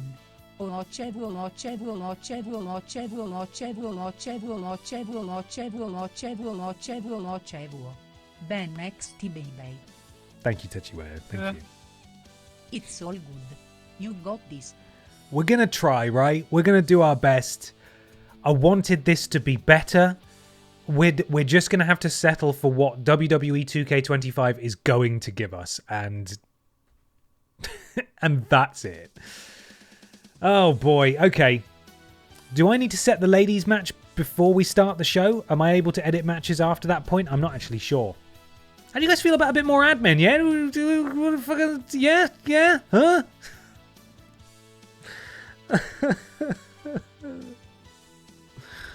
Okay. This won't take as long. He lied. Right. Fucking hell. Okay. Okay. Okay. Right. The person who is meant to come out first is Pippa Funnel, who I don't believe has wrestled yet, maybe? Have we seen Pippa Funnel?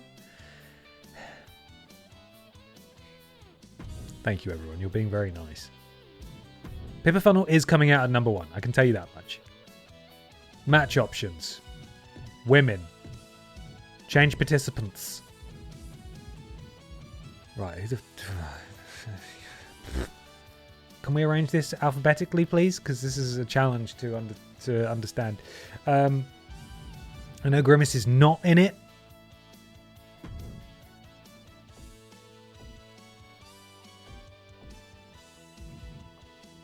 Who is in it that isn't in there currently? A lot of boys here, huh? A lot of boys. Weird.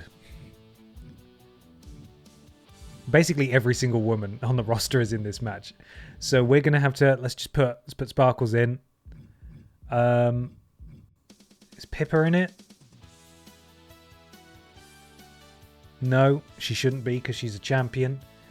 And who's the other champion? It's Panela, isn't it? Is Panela in it?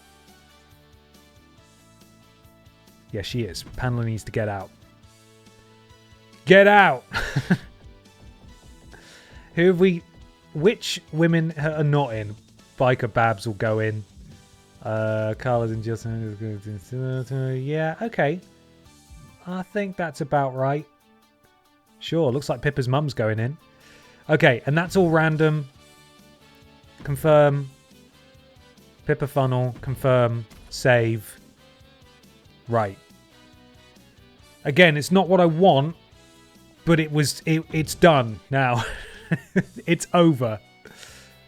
And we do actually get to start with a rumble, which is lovely. So, let's go. Entrances are on. Are you guys ready for this?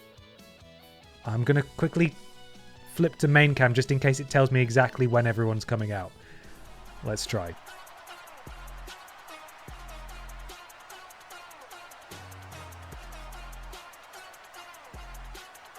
Is it? No, these guys are all alphabetized, so we're good. Okay, are you guys ready for this thing? Will it be worth it? That's the question. I have no idea whose music I need to play, or if indeed I'll be able to play any of it. I will pause it when we get to the final 4, and we'll do predictions. Oh, they made it so hard. Okay, here we go, everybody. Let's do this thing.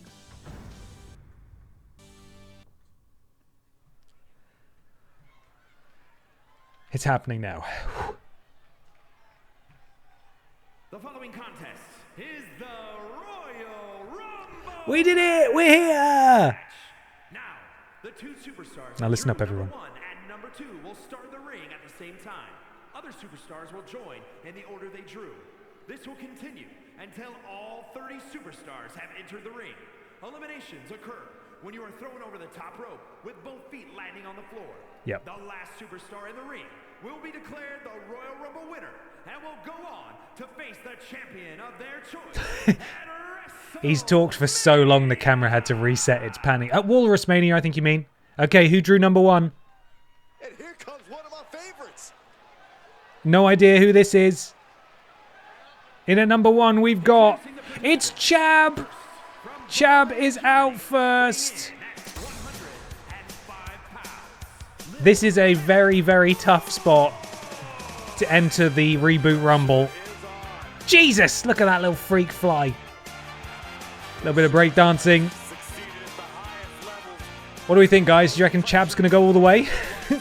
Can Chab do it? Can Chab run the gauntlet? I have my doubts, but you never know. All right, and who's also pulled the short straw at number 2? Yeah, now we're talking. Oh, look who it is.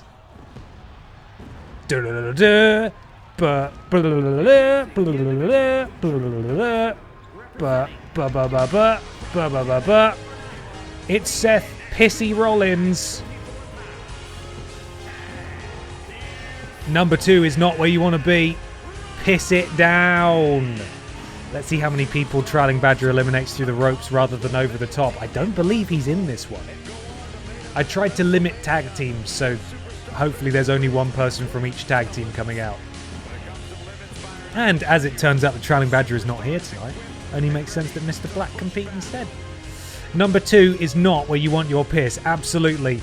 So, we are starting this thing with Chab and Seth Pissin Rollins. There are 28 superstars. BENXT and Pip Down male wrestlers waiting to come out. Every 90 seconds we will get a new one until the ring fills up. Only way to eliminate is being thrown over the top rope, much like the Aldi Red Thunder Battle Royal. And let's see who's going to go to Walrusmania and challenge the champion of their choosing. We're already counting down. Who's coming out next? Ha! It's Disco Gary! And here he is. Disco isn't dead. He was just in a Nuzlocke, and I tell you what, Seth Pissin Rollins is very lucky he wasn't punched straight over the top rope there. Our first 3 competitors in the ring, Chab, Pissin Rollins, and Disco Gary. Won't be long before we get another. Oh my goodness, this is not 90 seconds at all. Who's coming out next? Going for the elimination of Chab. It's Connor off of Team Lickit. Oh, and there goes Chab. He didn't. It takes me the full length of time for them to get to the ring to find their music. But Chab has been eliminated. Connor of Team Lickit is entry number 4 in this match. And Seth Pissin Rollins and Disco Gary renew hostilities into the powerbomb position here. Seth Pissin Rollins in real trouble. Ooh, not quite. 3, 2, 1. It's Silas the Dog Boy. Double duty for Silas tonight. That's it. That's the only music you get.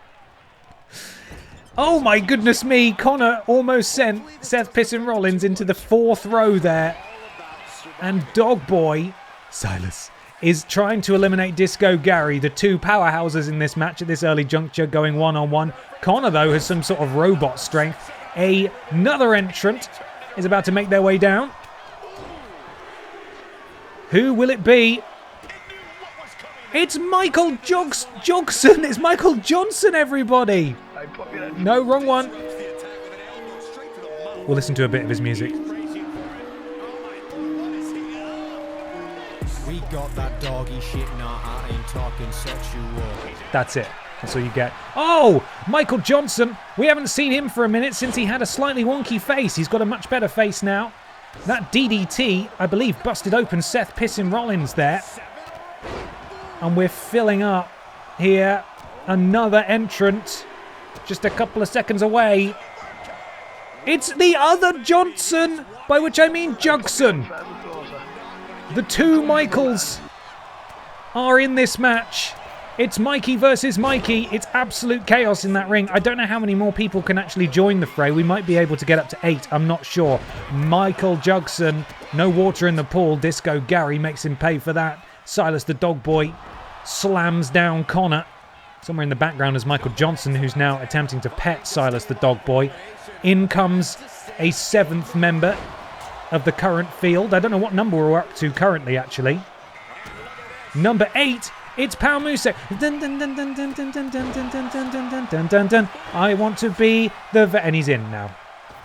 Michael Jugson, back elbow. Pal Musek in the ring. Michael Johnson, I believe, just ate a massive pissy curb stomp there from Seth Pissin Rollins, who is the longest tenured performer in this Rumble. Came in at number 2, still clinging on. And here comes the final person for now, at least until someone's eliminated. Johnson's gone. Michael Johnson has been eliminated. And another slot just opened up as Rules Boss makes his way to the ring. Perhaps said some nice words to Chab as they passed in gorilla position backstage. Seth Pissin Rollins takes a moment to collect himself. Rules Boss immediately power-bombed by Connor. And Connor's not done yet. Disco Gary up to the top rope. What's he looking to do here? By the way, make sure you go and vote in the Nuzzies over on my YouTube VODs channel. Or just general channel, I suppose. General channel. You'll be able to vote for who you think should win the various Nuzlocke award categories. We'll go through them next week. There's still a few more to be posted. Seems we're not getting any new people out. I'm not sure why.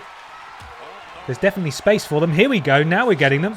Seth Pissin Rollins with that snap suplex to Rules Boss. Oh my goodness me. Disco Gary just chokeslammed Pal Musek, and Pal Musek has been eliminated.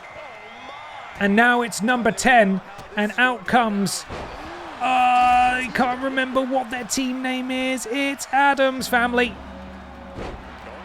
And that's all the music you get. There we go. Pachiti Dust. Immediately tries to eliminate Disco Gary. And he's gone. Disco Gary has been eliminated by the team of Pachiti Dust and Connor. I don't know how many more times Disco Gary can die, but he's got to be pretty cross with that.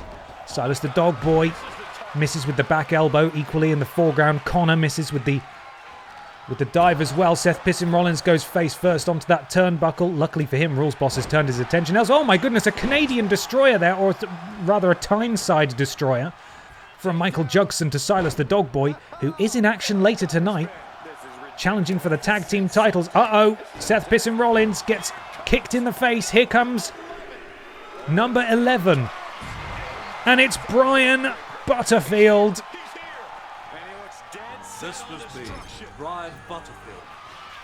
This is me, Brian Butterfield, now in this match.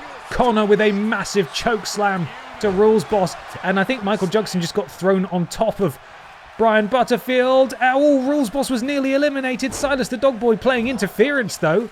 Butterfield nearly eliminated. Oh, Silas hanging on. Rules Boss looking to return the favour now.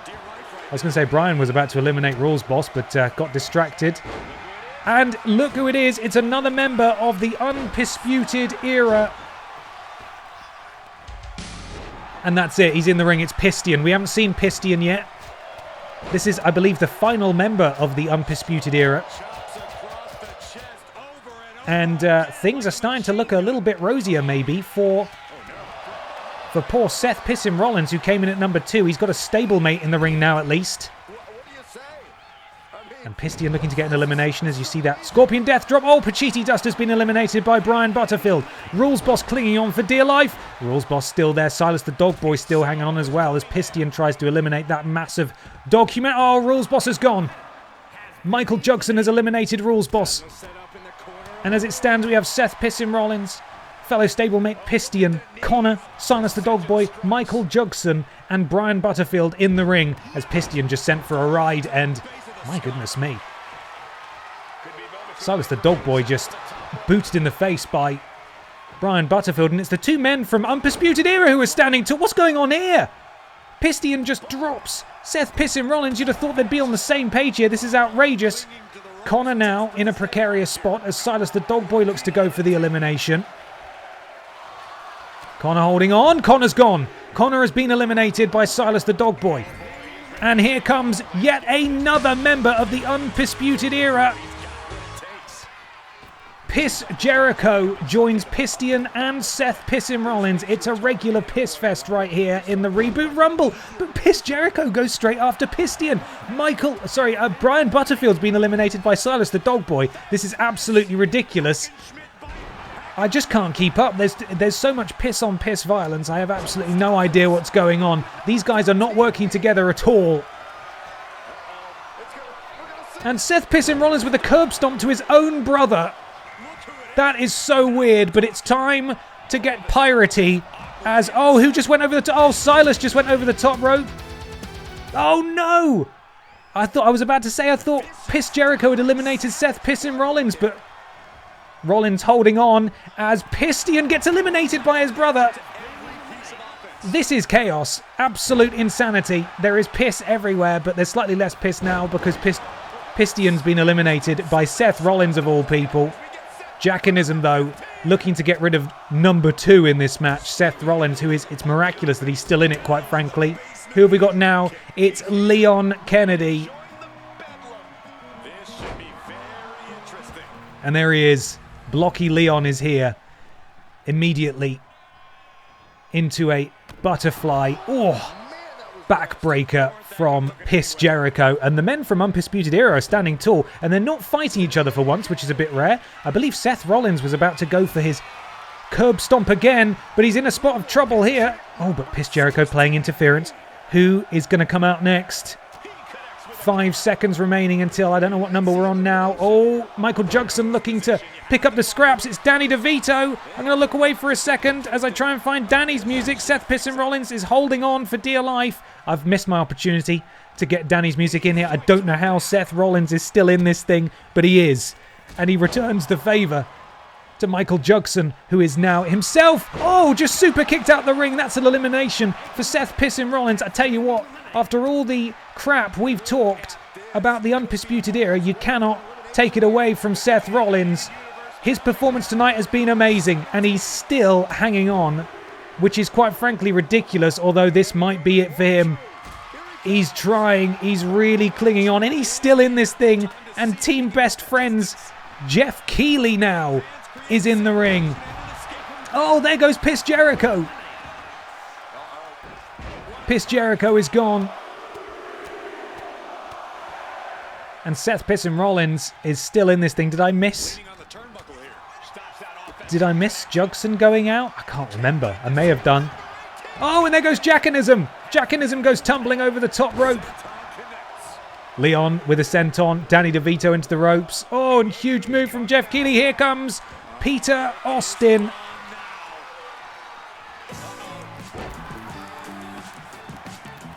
Peter Austin joins the phrase that he's the nimbler of Team Redundant.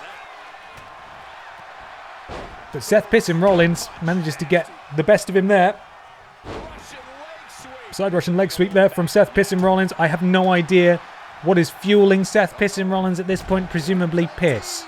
I think I've answered my own question. A huge shotgun dropkick from Leon. Oh, to Peter. Did you see? He flew across the ring like a fucking missile. I've never seen that before. And out comes, boo, one half of the Mod Squad, Mr. Black. And what is Danny looking to do here? This feels a little bit dangerous. Superplex in the middle of a Royal Rumble. You never go on the top rope in a Royal Rumble. Someone could just push you over it. That's stupid. Mr. Black spinning Leon around by his neck, and Danny has got Seth Rollins very close to those ropes. Backbreaker. And again, throws him away. What number are we on now? Number 20, and it's the other member of Team Redundant. A long history with both Peter Austin, or I should say Ben and Peter have a long history with Mr. Black there. These two beat the Mod Squad, lest we forget, for the BENXT Tag Team titles. Now, of course, this Ben Potter is no relation. I have no idea who this man is. Peter Austin being yeeted across the ring by Seth Rollins there in the background. Mr. Black throwing Ben Potter around in an elbow. And the countdown continues. This is... I cannot pause for breath. This is absolutely relentless as we welcome number 21. It's the Pufferfish, who, of course, is not problematic in the slightest. And we're all okay with that. And the ring is full. For the first time, I believe, the ring is finally full. We need an elimination before someone else can come out here. Seth Rollins, that leaping knee strike to the jaw of Ben Potter. Oh my goodness me. Everyone is just booting everyone in the face. Who just got eliminated there? I missed it. Oh, it's Danny DeVito. Danny was eliminated. The Pufferfish is on the receiving end of German suplexes, and Peter Austin doing some absolutely mental power moves there as Seth turns his attention to Ben, and Ben is in a power or a pedigree position here, eats that pedigree quite handily. Oh, but Seth Rollins walks straight into his tag team partner Peter Austin, who turns him inside out, and Seth's taking a moment to catch his breath. This is probably very sensible. It's why he's been able to last so long.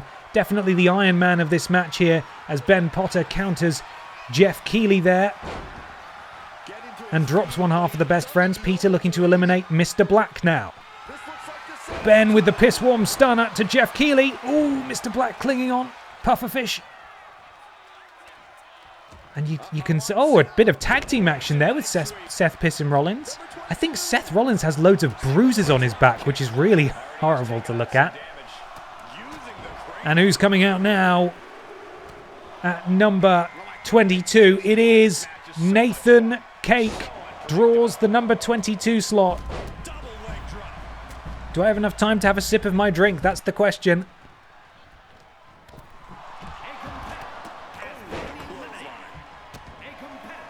Pufferfish and Ben Potter both went over the top rope at the same time.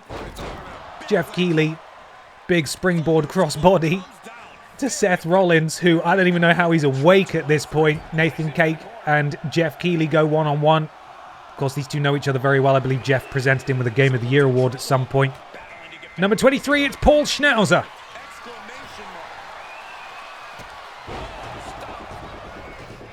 And he's here. And I think Seth just did a curb stomp to Jeff Keighley, busting him open. Peter and Mr. Black are still trading blows. Nathan Cake going after Paul Schnowzer. Seth Rollins groggily getting to his feet now. He's been absolutely through the wars here. And he sees Jeff and he says, Jeff. Oh no, Jeff sends Seth over the top rope instead. And Seth is wobbling. Seth's in real trouble here. This could be the end of his incredible run in this Rumble. In at number 2.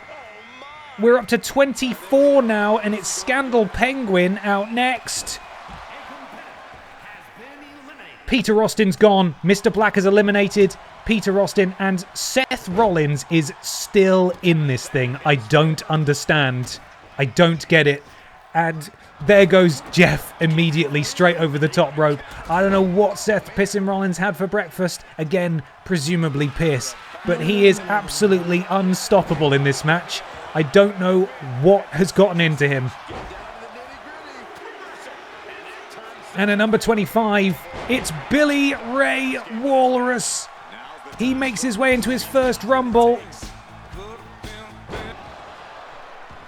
Schnowzer goes after Penguin, and I think Billy's just rescued Seth Rollins, really, who was about to be the victim of an attempted elimination, but managed to catch his breath. And now Seth, oh, but Billy this time deciding to leap straight at Rollins instead. And Billy stamps on the elbow of Seth Rollins. We're up to 26 now. This will be the 26th entrant in this match. Who is it? It's Simon Miller, and that is okay.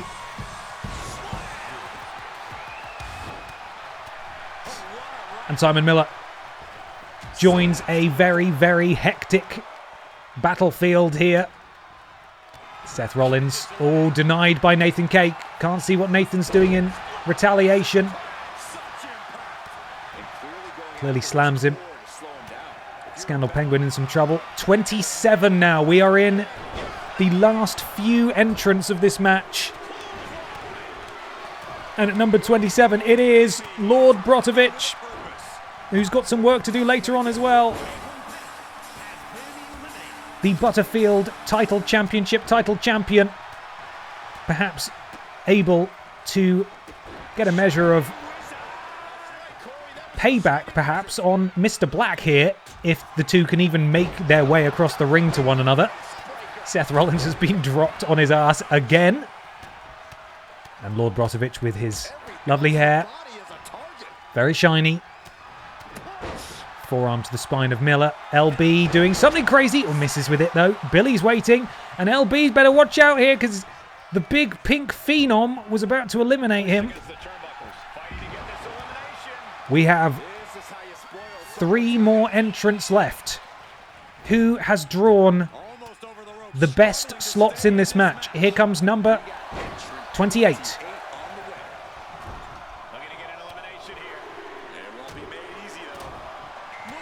It's Les freaking Go.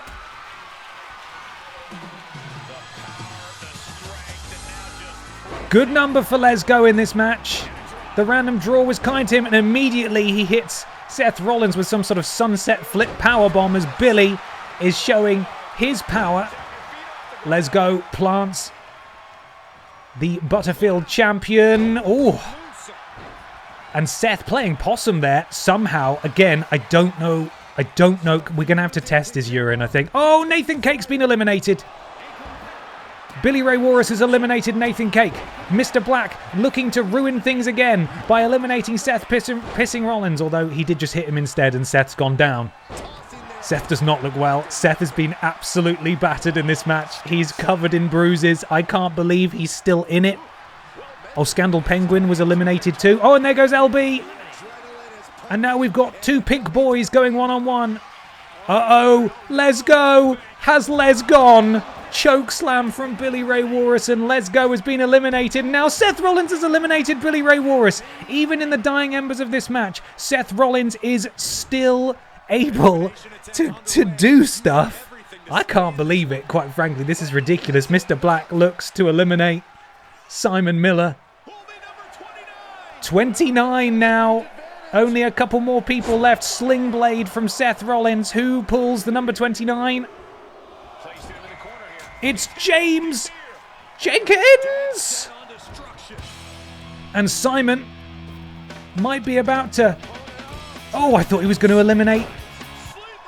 I thought that was it. I thought he was going to do one of his sort of finisher things where you just eliminate someone immediately, but he didn't. What's Mr. Black looking to do? Oh, Seth Rollins. Oh dear, Seth Rollins eats another finisher and he rolls over and has another little break again. Right. We're nearly ready to do our predictions, everyone. We just need one more elimination. Who has drawn the number 30 slot in this Royal Rumble? It's the best number to pull. It's Brian bloody Michael Bendis. It's BMB. Hello, PlayStation Nation. He's here. And this is our final 5. BMB, Seth Pissin Rollins, Simon Miller, Mr. Black, and James Jenkins as Seth Rollins. Ooh, I'm just waiting for Seth Rollins to just get like a breeze to send him out, but he's not. Simon Miller, though, potentially looking to play spoiler. Uh-oh. Seth Rollins in a powerbomb position.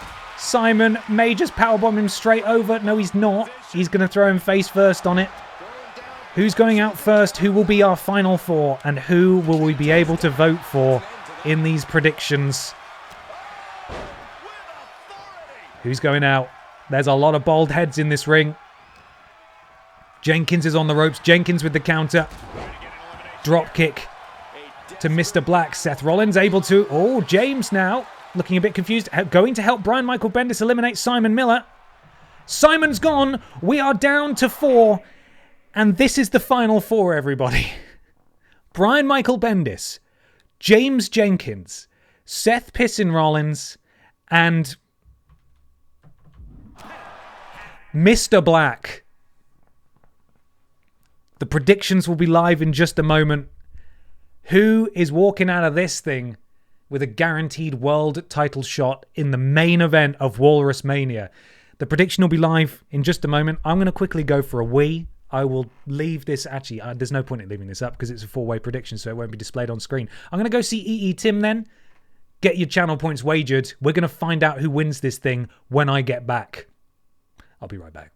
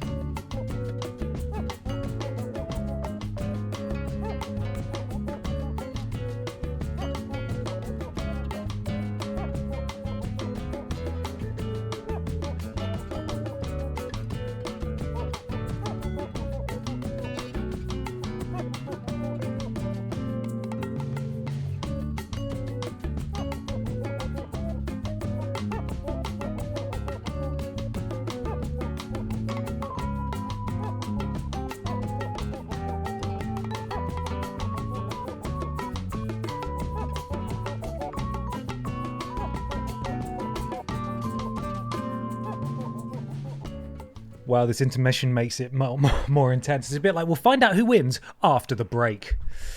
How are the predictions looking? 59,000, nearly 60,000 channel points for Bryan Michael Bendis. 55,000 for James Jenkins. 50,000 for Seth Pissin Rollins.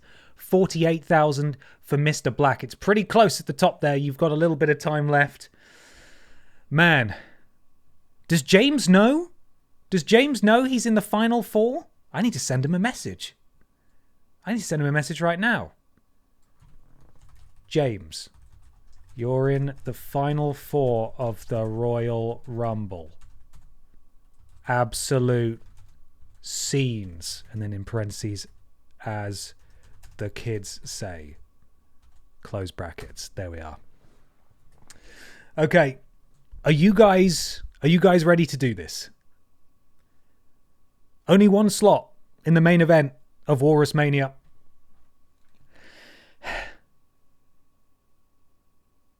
You should let Mr. Black know too. Okay, I'll send him a message on Discord. Mr. Black, you are in the final 4. Okay, here we go, everybody. Just 4 men remain. Let's go. Seth Rollins, Mr. Black with the counter. They are very close to these ropes. Mr. Black.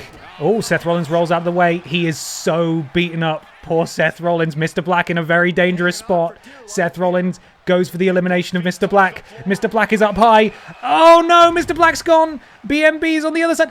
Oh, James Jenkins has nearly got BMB as well. BMB holds on. We're down to our final 3. Mr. Black, unfortunately, went immediately there. BMB still in it. Seth Rollins doing the right thing by backing off. Look at him. He looks like he's been through the bloody wars. And James, I don't know why Seth decided to attack him as he went past. But Seth is doing... If BMB had any sense, he'd just push them both off. Seth Rollins with an absolutely insane move, and he holds on, rolls through, and then he sits out as well. But BMB is right there. Seth needs to watch out. Oh, okay, BMB completely missed. Seth Rollins does have 2 finishers, which will spell disaster for you at Sacrifice. Both men tried to eliminate James Jenkins. They didn't do it. Seth's leg went all weird. And I believe he was going for his finisher there on Bryan, but James got in the way. James still in the way. Bryan with the counter now. James back to his feet. James goes after Bryan Michael Bendis. One German suplex, spins out, massive clothesline. And sling blade from Seth Rollins. Bryan Michael Bendis now takes a second to catch his breath as Seth curb stomp to Jenkins. And miraculously, against all odds, Seth Pissin Rollins, despite coming in at number 2, he hits a second curb stomp, is in the final 3 of this Rumble. I cannot believe it. And James surely is beaten up enough that he's just going to go for a ride. And, oh, he counters it. And Brian is there to pick up the scraps as Seth stumbles backwards and potentially looking to eliminate Seth now. And Seth's grand adventure might be at an end. He's clinging on for dear life, is Seth. Seth's been flipped over and Seth is gone. Oh, the piss hood dream has come to an end. But James Jenkins now with a spin out powerbomb slams Brian Michael Bendis. Is James Jenkins going to win the Rumble? Jenkins with a full head of steam. Splash now from James Jenkins to Brian Michael Bendis. Jenkins now picks up Brian Michael Bendis, the former world champion. Brian goes over the top of James Jenkins. Has won the Reboot Rumble. Unbelievable. James Jenkins has gone the distance and he will main event Walrusmania. Whoa.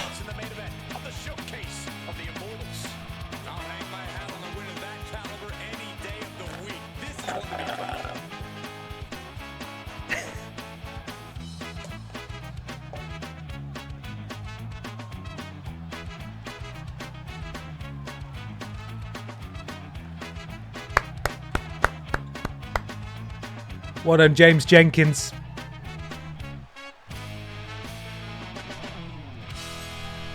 Just going to send him a message saying you won.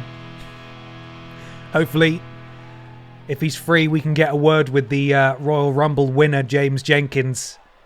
But wow, what an absolutely insane match. As nice as it would have been to have all the music queued up and to know when everyone was coming out so I could make it a bit more professional looking, I think that still worked pretty well. That was still absolute madness and chaos. And I am endlessly impressed by Seth Pissin Rollins, who deserves a salute, quite frankly, for his incredible work. The Undisputed Era definitely moved back up a few notches tonight after his shift that he put in. I've never seen a wrestler so beaten up by a match before. That was mad. Okay, well, we've still got another Rumble to come, but before we get there, we're going to get an exclusive interview with the Pip Down Women's Champion, Pippa the Cat.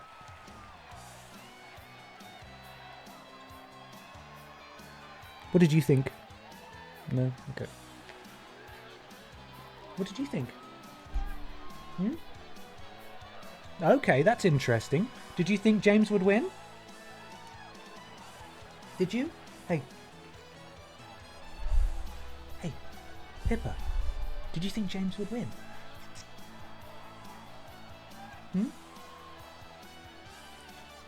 No, just staring blankly at me. Okay, I see how it is. Well, Pippa's just lucky she's not defending her title tonight, I suppose.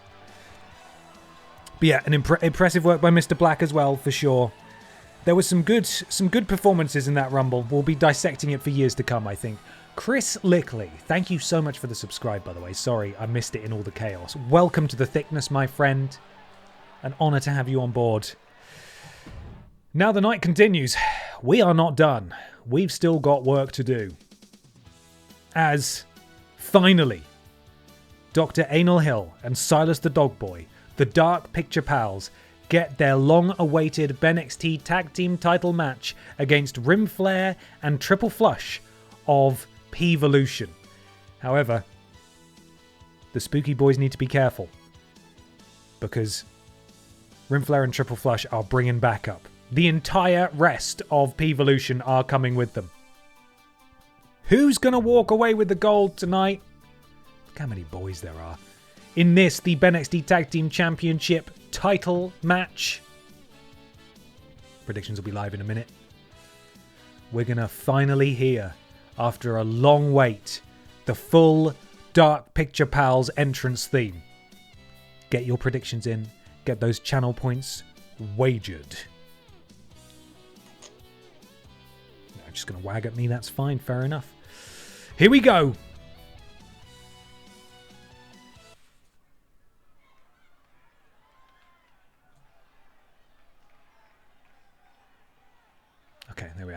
thought something bad was happening. This is gonna be good. No. In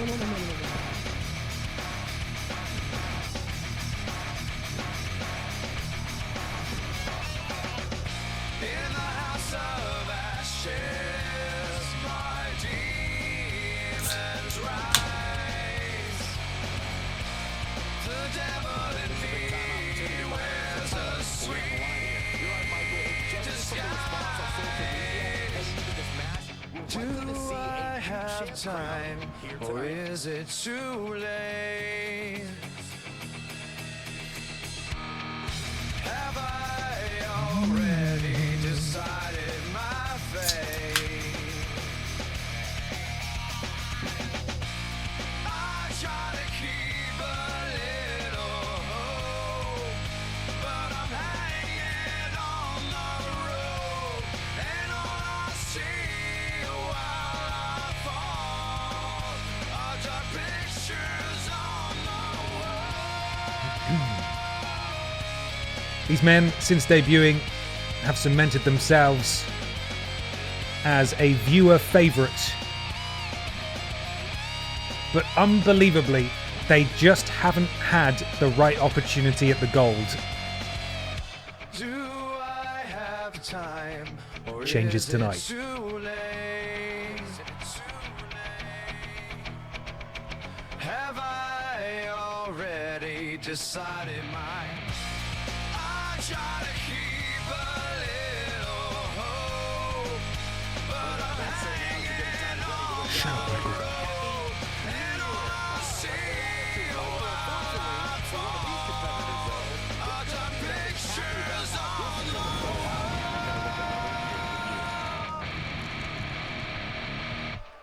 Fantastic.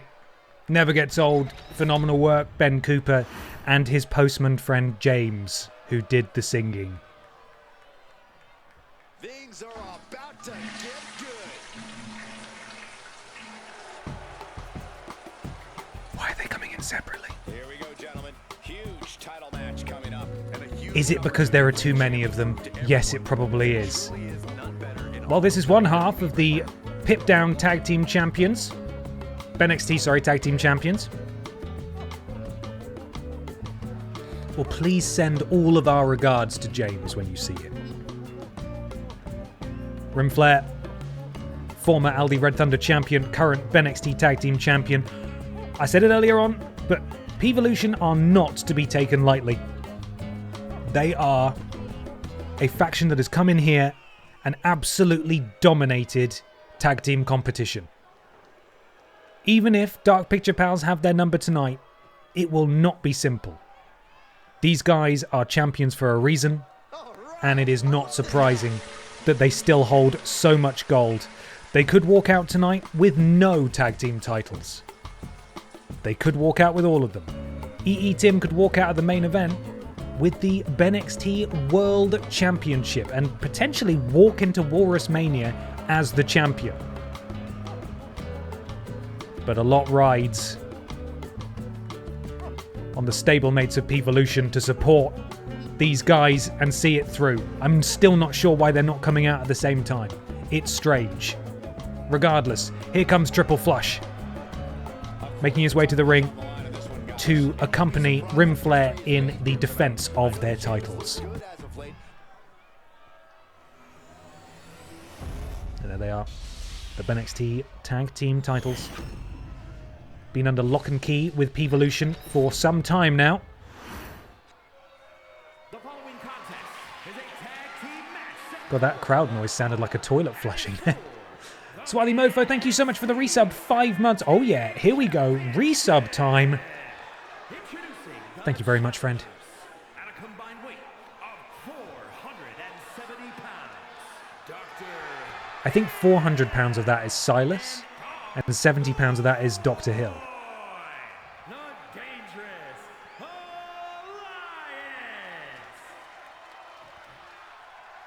Alliance. Silas is cropped off. He's too big. At a combined weight of 520 pounds, the NXT Tag Team Champions, Dirty Tim and the Rim Flair. And the Ceramic Assassin. Triple Flush. P-Volution. Will there still be champions after this one? Tough task all the way around. Belts are handed over to the official in this one, who doesn't even show them to the challengers. They know what it's about. He's probably scared to go near them, to be fair. And who's starting things off? It looks like it'll be Dr. Hill for the Dark Picture Pals and Rim Flare for P-Volution. Referee rings the bell and the titles are officially on the line. It's a bit like when you go to that bit in the airport once you've gone through passport control, and yes, you are still technically in the country, but you're in a sort of like weird legal no man's land. That's what the situation is here with the titles. No one is champion at the moment, but also they kind of are. I'm sort of forgetting the point I'm trying to make, but I think you kind of understand. We saw a little bit of roly-poly there. An interesting way to start this match. It's just like that. Rim Flare sent towards Silas. Counter. Dr. Anil Hill looking to get a tag maybe. A little bit of tag team offense. And, oh, I was going to say instead eat some of P-Volution's, but doesn't as he counters. These two just jockeying back and forth here. And now in comes the towering Silas the Dog Boy, and we're seeing some tag team offense. Oh, it's a shatter machine immediately from Dr. Anil Hill. And Silas the Dog Boy and Rim Flare manages to dive through the crowd to tag in Triple Flush, and now it's Silas, and it's, oh no, completely missed there, and I think a member of P-Volution has slid a chair into the ring. The referee's taking care of that. This is not a no disqualification match. You are not allowed to use weapons, as Triple Flush plants the big dog boy and stamping on the paw of poor Silas, which is not very nice at all. Rude, in fact, I would say. And another tag. Oh, and an assisted punch to the ribs there of Silas the Dog Boy.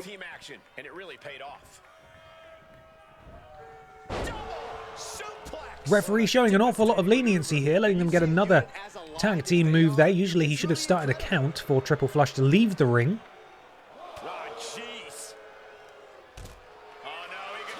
And now, what is Rim Flare doing to Silas? Silas, though, able to slap with those paws. And a big left paw again to Rim Flare. Boot to the midsection powerbomb position. What is Silas looking to do here? We don't want a count-out victory. We're running out of time. We're up to a count of 7. No! Dark Picture Pals, please do not. Send him in the ring now. In the ring now. No! What are you doing? What are you doing? No! No! No! No! No! No! No! Why?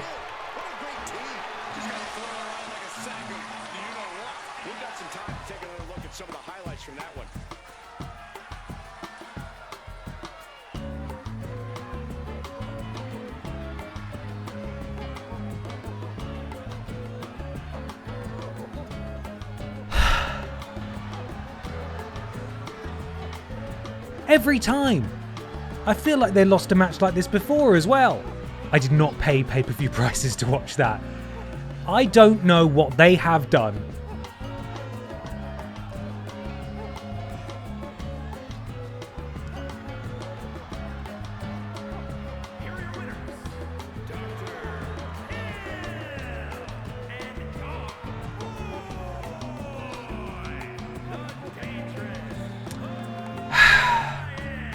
That is immensely disappointing.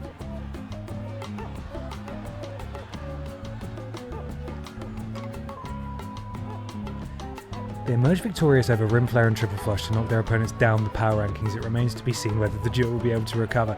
This is ridiculous! I swear to God, they have done an update recently, and they're all doing goddamn countouts. All of them. It's literally just been in the last, what, like 3 or 4 weeks? We have like 3 countouts every week. It's crap, man. That's so disappointing. Well, titles do not change hands via countout. And so, P-Volution hold on to their belts. And the Dark Picture Pals will have to re-challenge another day, I suppose. God damn it. They didn't even look cross at the end there. They're like, yeah, we won, we're cool. Do they even know what they were doing? Did they know? Did they know that there were belts on the line? I don't know that they did. Fuck's sake. Well, up next, Gollum goes one-on-one with Paul Schnowzer in a no-holds-barred match. I think we can turn off countouts, yeah.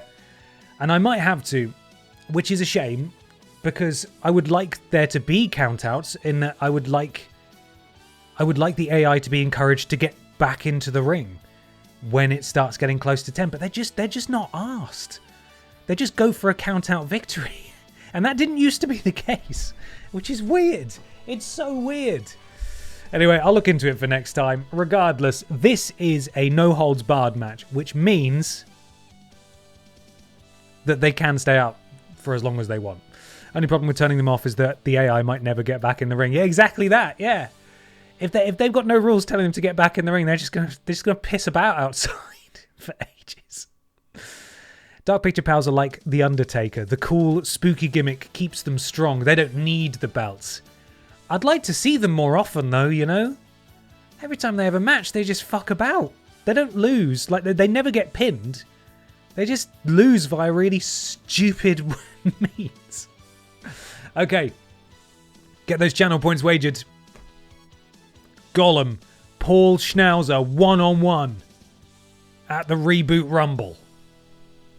Let's do this thing.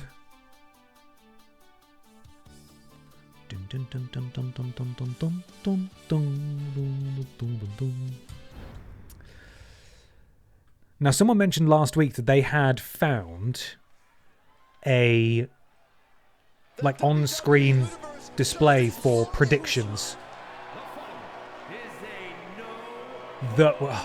Teleporting in for more than 2 predictions, and I did try it, but it didn't work, unfortunately. When I tried to link it to my Twitch, the page just went blank, and I tried it in a few different browsers and it didn't work, unfortunately. So we're still limited to 2.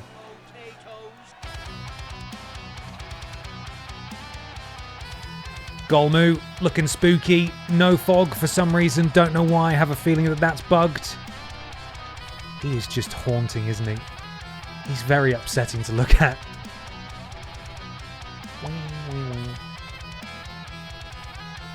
As Gollum slaps and plip-plops his way down to the ring.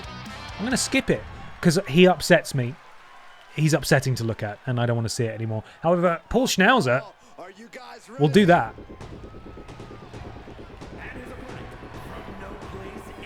Let's see if Paul can make his way all the way to the ring without getting jumped this time.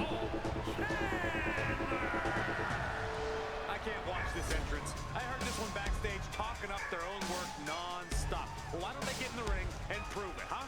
That's what they're doing right now, Corey. Well, good. Let's see what they've got then. And there we are. Paul Schnowzer got a full entrance. What a treat.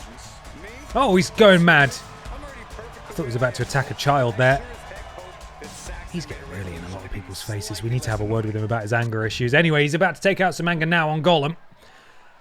Weapons are allowed in this match. It is pinfall or submission. They are just going to leather each other. Gollum got a victory against Paul on Pip Down on Friday. These two have not even had to wait 1 day to have another go at each other, although Gollum did jump Paul Schnowzer during his entrance, and Paul never really got going after that. Gollum with the easy victory. Very one-sided. Paul perhaps a little embarrassed by that. Looking to turn things back into his favour now. No holds are barred, and some are even encouraged. This one. We like that one. What if they just tenderly held each other? That one's not barred either, is it? Gollum's disgusting floppy little arms tied in a knot. He really is just grotesque, isn't he? Look at him. A grim spectre of malnutrition. Eat a fucking vegetable. Look at you. Touch grass. Get some vitamin D. Go in the sun. You're horrifying. He's awful. He is. He's despicable. Look at it. Look at him. He's a monument to being frail, to frailty. And here we have a chair. Paul Schnowzer remembers what happened last night. And he's not allowed... He's not about to let Gollum forget it. Although Gollum... Oh, that horrible, wretched little freak with his strange, spinning, spindly heel kick. He's got his feet on the ropes, but that's not going to do it. Kick out of one as he pokes. Oh, Schnowzer in the eye. Oh, look at this. I mean, that is pretty impressive. He's still gross, though. Terrible. Gollum smashes the arm of Schnowzer. I don't know why he's tensing. Your arms are like spaghetti, my dude. Gollum sends Schnowzer into the rope. Schnowzer comes back. Oh, back elbow from Gollum. Were both these men in the Rumble? I think they were. They were.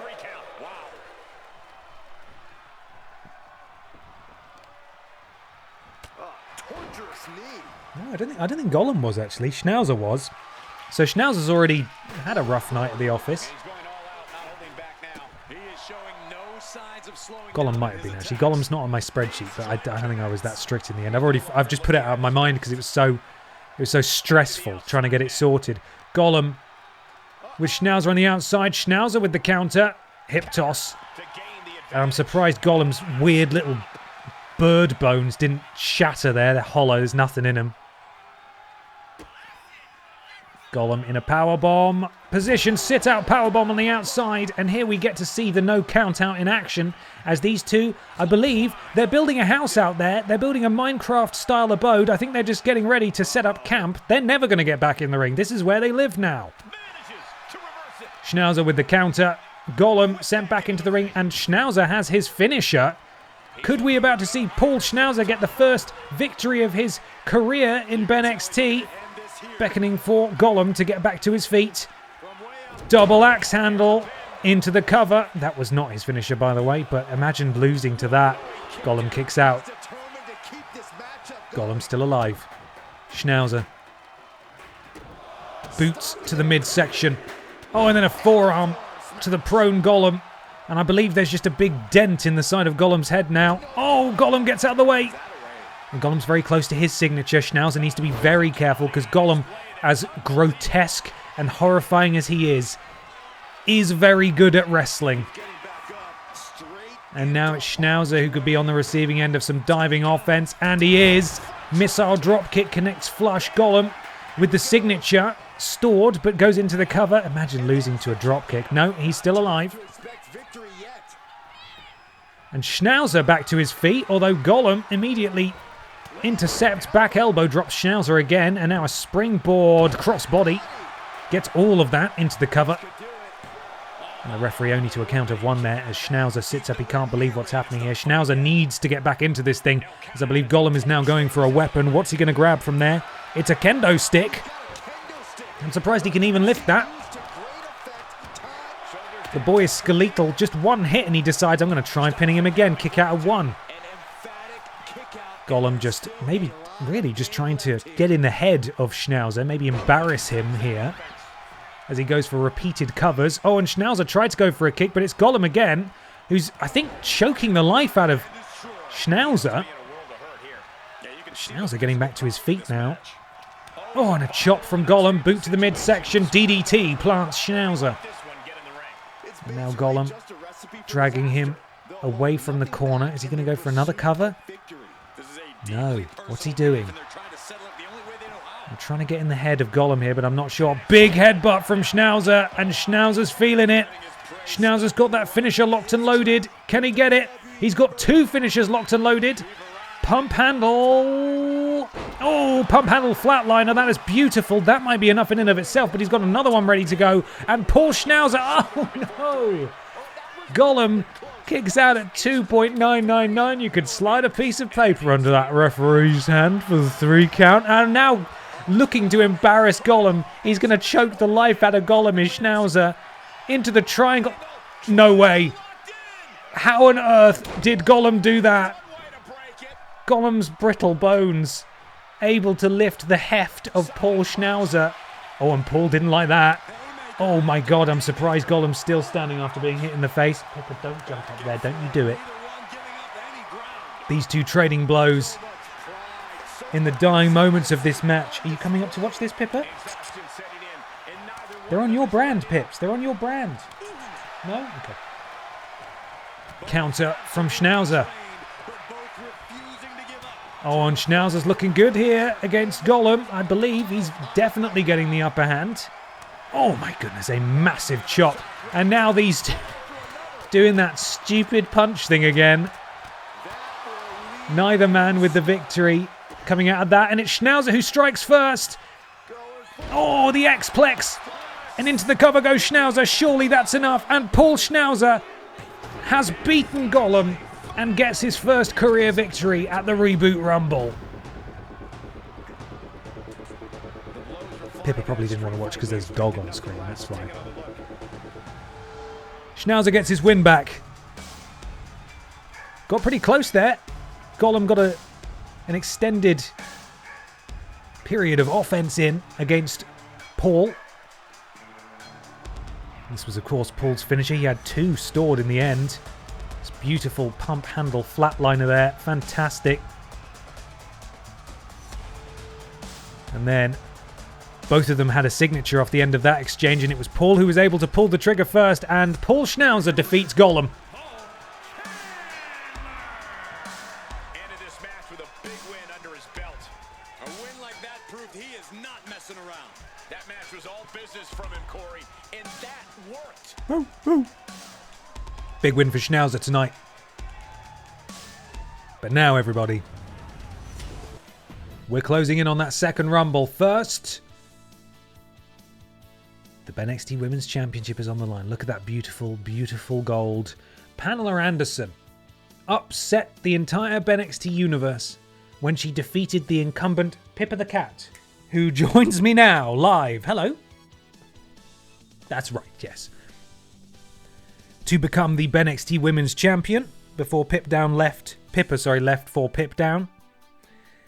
And, oh, we've got it, everyone. Guys, we've got it. We've got it. Why can't I find it? Here we go. And Grimace, we all assumed, would steamroll Pamela Anderson. However, in their last meeting, Pamela was successful in defending the title against Grimace. Now, however, they wind the clock back. They go at it once again. Can we get a little bit of Pippa tail up here? There it is. That's right, I kissed your tail. What are you going to do about it? Just wag the tail and blink at me. Yes. Yes, Pippa. You're a good cat. Terrible champion, but a good cat, yes. Let's do this thing then. Let's see if Grimace can dethrone Pamela Anderson and remove her stranglehold on the BENXT Women's Championship division. Of course, she will be watching very closely. Both of these women will. Well, depending on who wins, I suppose. And Pippa should be watching the Women's Rumble as well later to determine who will be facing them at Walrusmania, if indeed they are still champion by that time. Let's do it.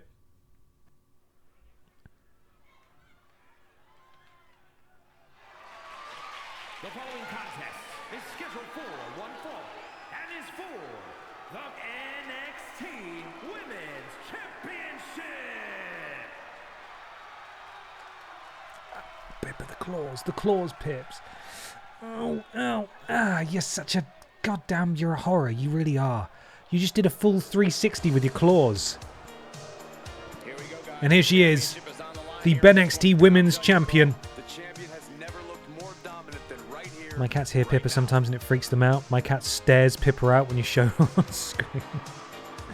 Pippa, you've got fans, look. Pippa hates cats. It's such a shame. She will just fight any cat that comes into contact with her.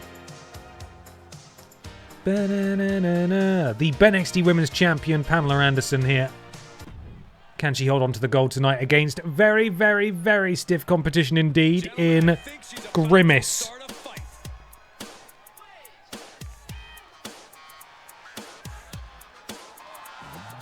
And here comes Big Grim Grim.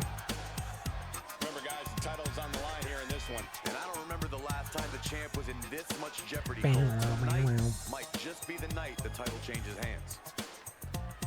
Can Grimace get hold of that BENXT Women's Championship for a second time? She was one of the first champions. Dominant in her reign, as you would expect.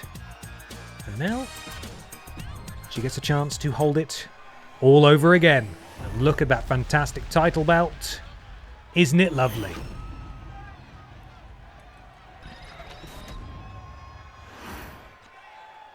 Introducing The challenger. from Mount Olympus, Grim. The Grim Ace of BENXT. The Purple Monster. The McNuggy Nightmare. The NXT Women's Champion, Steel Pamela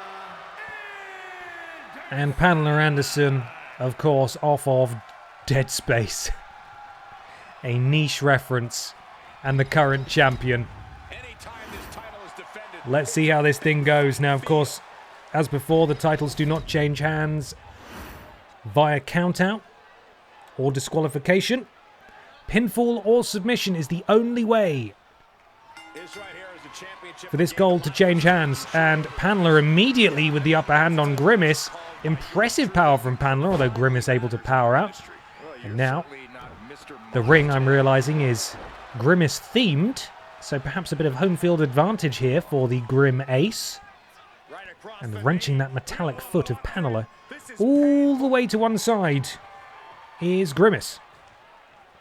Elbow dropped from Grimace.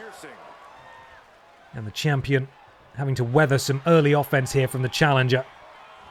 Although a counter. Fireman's shoulder takedown, Fireman's carry takedown rather, and a massive clothesline. And the champion is rocked by that as Grimace continues this onslaught of offense, just raining down boots and stomps.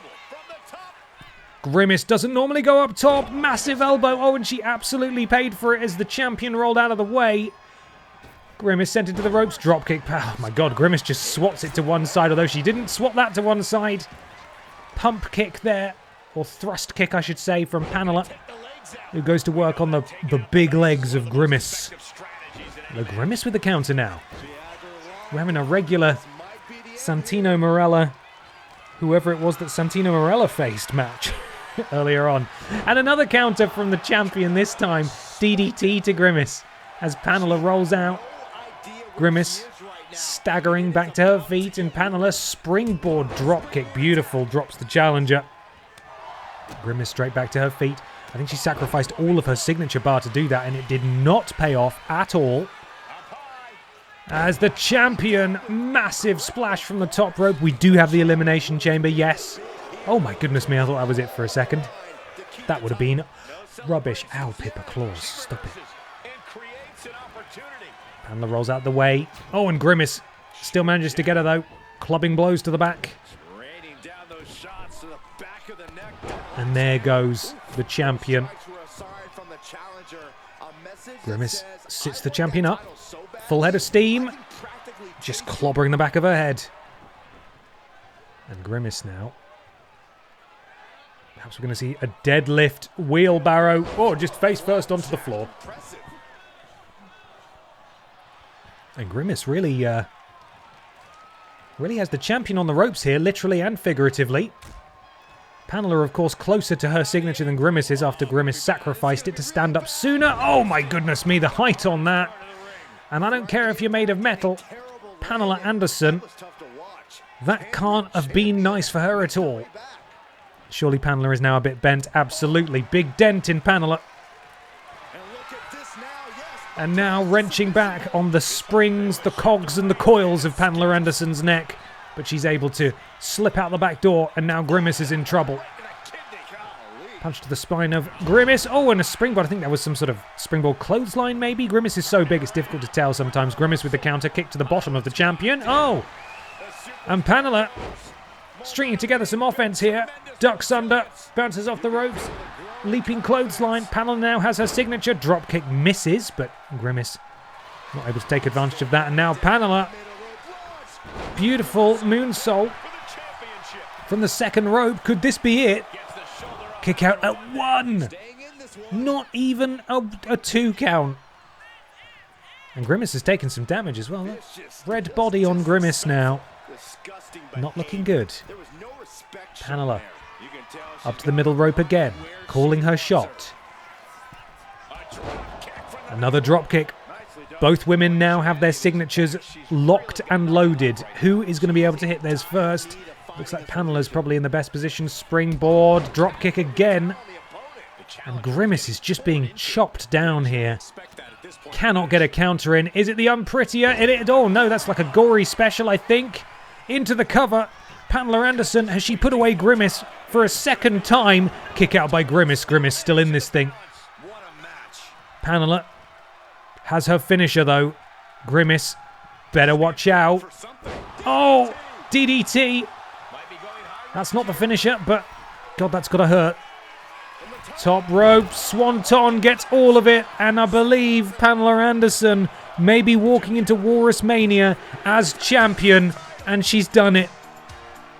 She has got Grimace's number, and Grimace has just not been able to get a victory here. Not at all. Pamela Anderson.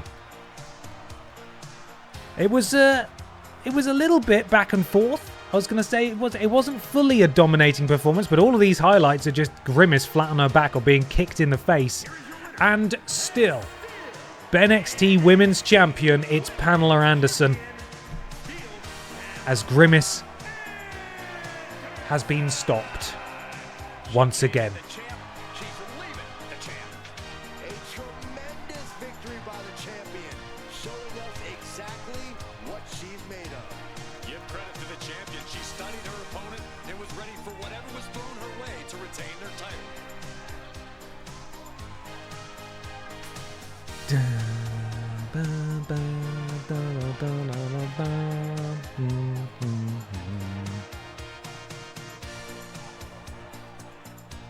Unfortunate.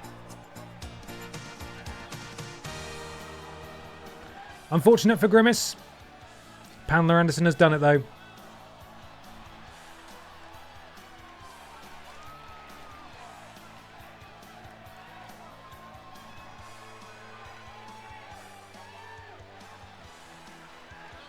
Hello James, can you hear me? Hang on, I'm just trying to get the audio working. Give me a second. You know what? I might have to call you through Discord. Is that all right? Okay, I will talk to you in just a second. All right. Tried to capture WhatsApp. It didn't work. Never mind. We'll do Discord. We're going to have an exclusive interview with the Men's Royal Rumble winner, James Jenkins, now. Just as soon as I can navigate there. Where is he?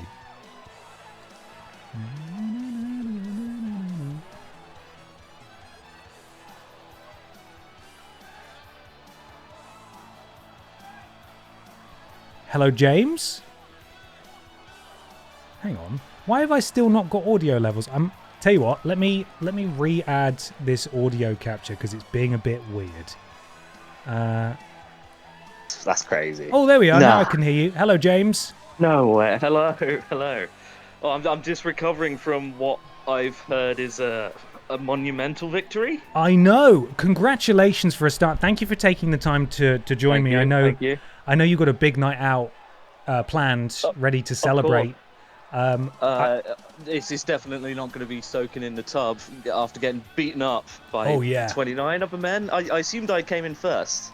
Oh, yeah, absolutely. Yeah, you came in at number 1. You went the whole way, 100%. Yeah. I just wanted to ask you a few questions, if I may. What does it mean to win the first men's Reboot Rumble in history? It means the world. It means that, you know, there were 29 other people that could have done it, but it was me that made the distance. Yeah.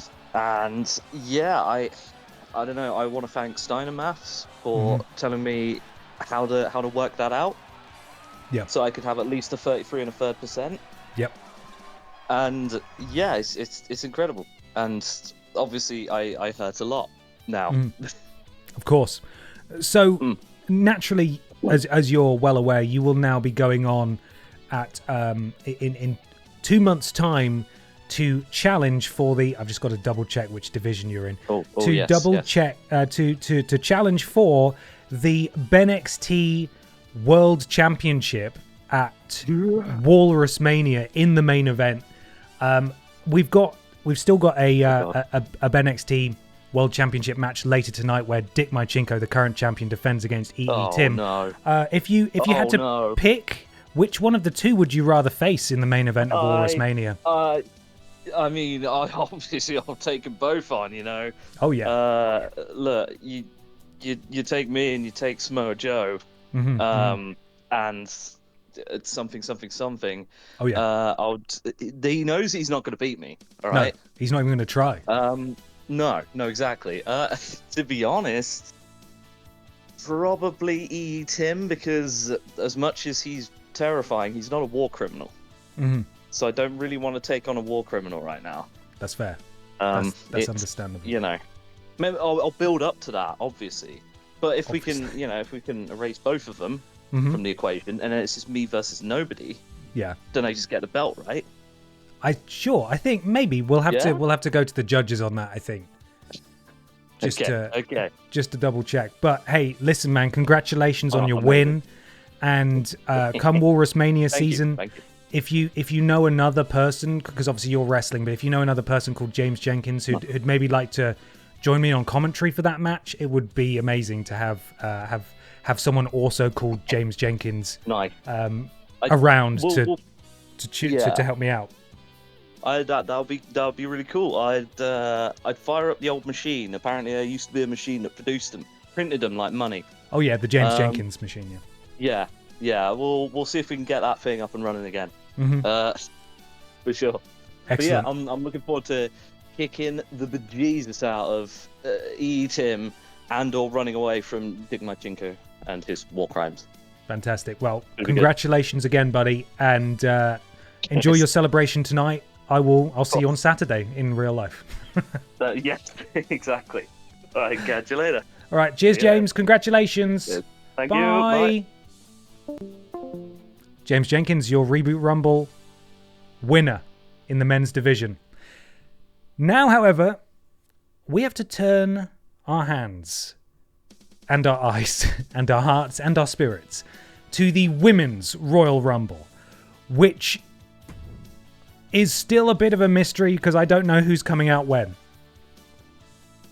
So once again, we will call this as it happens, and once we get to the final four, we will do a prediction and we will see who wins. This will be the main event of the stream. We will conclude the Reboot Rumble PLE / pay-per-view next week on BENXT. But this is it. Now it's the women's turn. Who is going to challenge for their respective world championship in the other main event of Walrusmania? Let's turn these hands. Turn them, everyone. Spin them around. Let's do this thing. Mike Rome's going to explain how the Royal Rumble works again, so prepare yourselves for that. Mike? The following is the Royal Rumble match. Again. The two superstars that drew number 1 and number 2 will start the ring at the same time. Other superstars will join in the order they drew. This will continue until all 30 superstars have entered the ring. Eliminations occur when you are thrown over the top rope with both feet landing on the floor. The last superstar in the ring will be declared the Royal Rumble winner and will go on to face the champion of their choice at WrestleMania! Walrusmania. Who has drawn number 1? This could be anyone, I have no idea. Oh, it's Pippa Funnel making her debut! Oh, and she's pulled number 1. That is unfortunate.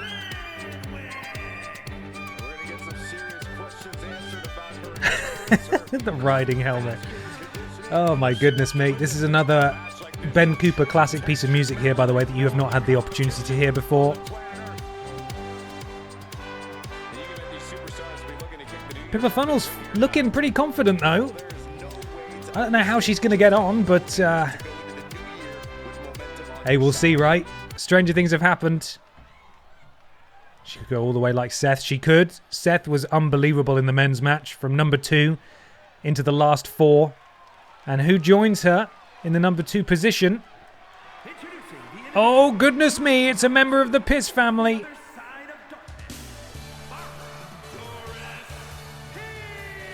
It's Barb Pissdottir off of Dark Souls, the Japanese playthrough we did earlier this year. This is her armor. It's the closest I could do. And that's the closest to a sack on her head that I could get. Barb Pissdottir enters at number 2. There are multiple members of the Piss family in this match, I would assume. All of them stand a good chance of winning, but man, can they play nice? The Undisputed Era couldn't. Pippa Funnel's ready. Barb Pissdottir is ready.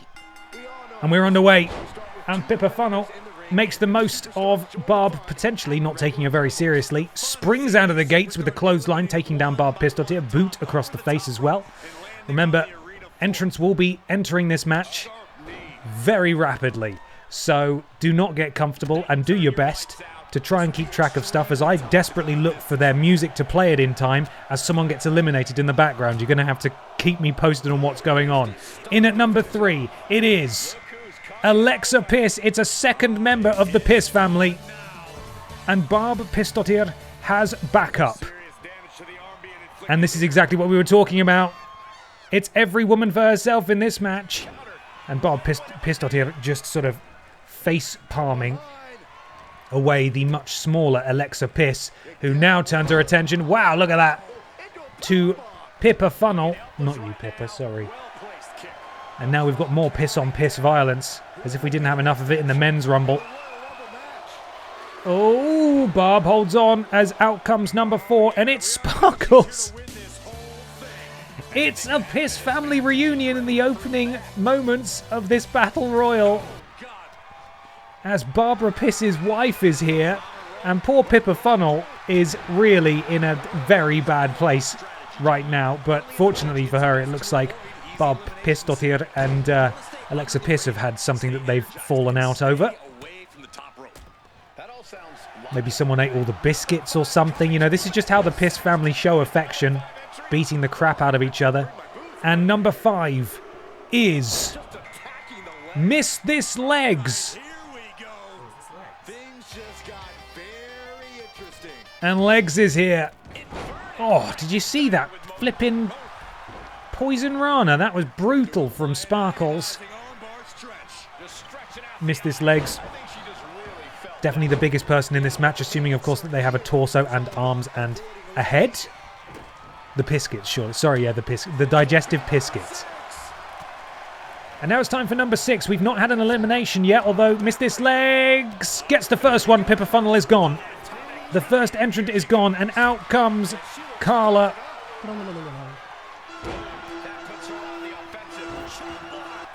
And representing Santina Morello, Carla is out here. Beautiful leg scissors DDT. Not really sure how you pronounce that. That's incredible from Carla. And the Piss family are continuing to beat each other up. And I tell you what, I'm a little bit worried. If another member of the Piss family gets out, the whole family might come crumbling down before our very eyes. Oh, and Barb Pissdottir busted open on that turnbuckle. Here's number 6. And it's Ashton Matthews. Ashton now has her N. And she now enters the Rumble. Immediately takes down Legs. Ashton still focusing on Legs. And the piss on piss violence continues. Carla bearing the brunt of it from Barb Pissdottir. And now Barb looking to exert her superior strength over Carla, but Carla battles out. Number 7, just a couple of seconds from making her way to the ring, and it is, of course, Daronk is here. I did it for Daronk. I can't find her music. I found it. She's in the ring. It's too late. Daronk. Oh, and Alexa Piss is gone. Who eliminated Alexa Piss there? It wasn't another member of her own family, was it? That would have been brutal. We don't want to see that. Carla tried to eliminate Barb. Barb countered it, though. Sparkles eliminated Alexa Piss. And then Sparkles with that spinning clothesline or fist to the face of Ashton there. And who is coming out next? It's Jill Sandwich.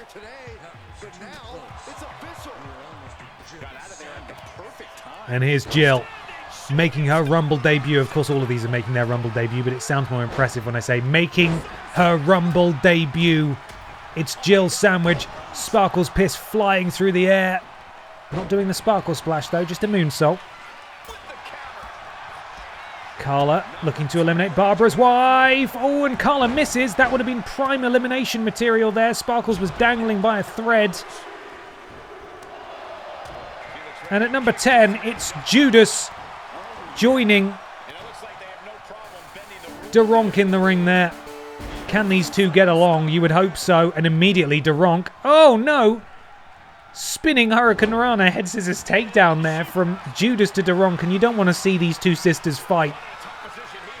The Piss family, yeah, maybe. But not the two Pokemon. These two are meant to be friends in the afterlife. And the ring is officially full. We will have no more entrants until someone is eliminated. And Legs... Oh, Legs is gone. Jill Sandwich has eliminated Legs. Jill Sandwich glancing blow to Carla in the background. And Daronk just booted Judas in the face. Payback for that time Daronk used magnitude on a roosting Judas. Yeah, that did happen, didn't it? Takedown from Ashton to Barb Pistotier, who is still in this thing. We may be having a bit of a repeat. I don't want to jinx it, of course, of what happened in the men's rumble where Seth Pissin Rollins came in at number 2 and hung on the entire match. Barb Pistotier came in at number 2 and she's still in there. Still clinging on. Barb back up now, looking to go for an elimination on Jill Sandwich, just as Carla is on the receiving end of an attempted elimination courtesy of Judas. And Daronk teaming up with Barb Pistotier to eliminate Jill Sandwich. Jill hangs on. Although they stay on, and Jill battles out of it. And here comes Anna Logistic at number 11. And Anna's in. Anna has been featured fairly prominently over on Pip Down. Oh, I thought that was it for Barb. She's still in it though. Timely counter. Jill Sandwich also very lucky hanging on there. I was going to say Anna Logistic. We've seen her a few times. She's, I believe, yet to get a victory. Oh, and Ashton's been eliminated. I didn't even see that. Oh, and we just lost someone else and someone else. Barb Pistotier. The dream is over. Sparkles has gone. We have lost all of the pisses in this match. We have pissed ourselves. There's none left. There's absolutely no pisses left. We do have 2 Pokemon, though. As Carla... Oh, my goodness. I'm amazed that Daronk didn't just shatter there on impact with the canvas. And arguably the most dangerous women in the entire field, that being members of the Piss family, have now been taken care of. So that's probably got to be a little relieving to these guys. And I mean that. I mean that pun. Whoa! Anna Logistic clonking the heads together of Carla and Judas. And who have we got next? At number 12, it's Pippa's mum. It's the most we're going to see of Pippa tonight. That's it, that's all the music you get. I thought Pippa's mum was about to go straight out. No, she gets an elimination straight away. Pippa's mum has eliminated Carla. Oh, but gets taken out by Anna Logistic. These two had quite the rivalry in a tables match a few weeks ago for the Little Kong Strong Championship, where Pippa's mum put Anna Logistic through the table to win the title. And at number 12, it's Bobby Babaffucking Looney. Bobby Babaffucking Looney. Bobby Babaffucking Looney. And Judas hanging on by a thread as well on the outside there. And Logistics sent over the top. Judas. Oh, no. I mean, Duronk confused the two. And Logistics still here. Pippa's mum. Training blows with Bobby Babalooni in the background. Oh, but Bobby going for the elimination here. No? Maybe? No, not going for the elimination. Okay. Did we just lose someone, or am I imagining that? Maybe we did. Damn. And here comes Mary-Kate Olsen. She's terrifying. She's a child star. And now she's in this match, and I haven't found her music fast enough. Drinks Ferry in trouble. Jill Sandwich in trouble. Drinks Ferry being teamed up on now by Mary-Kate and Bobby Babalooni. Oh, she clings on in the background there, but they're still trying to eliminate her. And Drinks Ferry powers out. She's still in this thing. She's still going.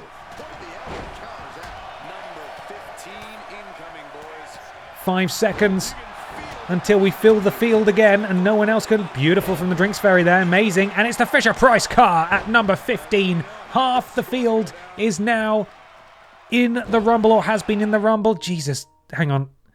I'll turn my controller back on. There's so many things to do. Here's Fisher-Price Car's music. There you go. That's all I needed to play. Plug the controller in. This fucking controller. Okay, let's continue. And once again, the ring is filled up. There is no room at the ring. Away in a manger. Except wrestling. I don't even know who to look at here. Oh, Jill Sandwich is gone. Judas ducks under the Fisher-Price car there as Anna Logistic and the Drinks Ferry continue their heated rivalry. And now Bobby Babalooni, I'm not really sure what she's trying to do to the Drinks Ferry there. Oh my goodness me, a car crash for the Fisher-Price car there. Drinks Ferry with the counter. Oh, gets slapped by Anna Logistic and spins all the way around. And now turns her attention to Judas. Spins around. Hurricane Runner, beautiful there. In the background, you see Duronk cleaning the clock, of Mary-Kate. And the Drinks Ferry with lots of counters here. Very impressive from the Drinks Ferry, considering she's only rated 54 overall. And now, Pippa's mum... Oh, there goes Anna Logistic. She basically came through our screen there. She was sent so high. Oh, the knee strike there from Duronk. And Drinks Ferry eliminates another person. That's 2 eliminations for the Drinks Ferry. As there goes Judas. And now it's just Duronk remaining of the Pokey Girls. And who's coming out at number 16? It is, of course, we all knew it was coming. It's Kat the Writer. Kat is, of course, James Jenkins' tag team partner. I'm sure she would have been watching with great pride as she saw James win the men's rumble. She gets an elimination. She gets rid of Bobby. Could Kat follow in James's footsteps tonight? It's a long way to go to the end of the match, though. You've still got 14 more people left to come out. It's a long time to survive, and it's a very vicious environment. But Kat has a handful of Mary-Kate's hair. Oh, and a big boot to the stomach. And then a punch to the face. And Mary-Kate is down as Pippa goes for another elimination. Pippa's mum has eliminated 3 people. And now everyone's got to be on their best behaviour. There goes Mary-Kate. Kat got another elimination, but Funky Barbara Piss has entered the match. And these guys have got to be careful now, because Funky Barbara Piss is a bit taller, a bit stronger, a bit scarier than everyone else. The Drinks Ferry has got 3 eliminations, and Kat, despite only just appearing in here, has got 2. But oh no, the Drinks Ferry has been grabbed by Funky Barbara Pierce, and look who it is.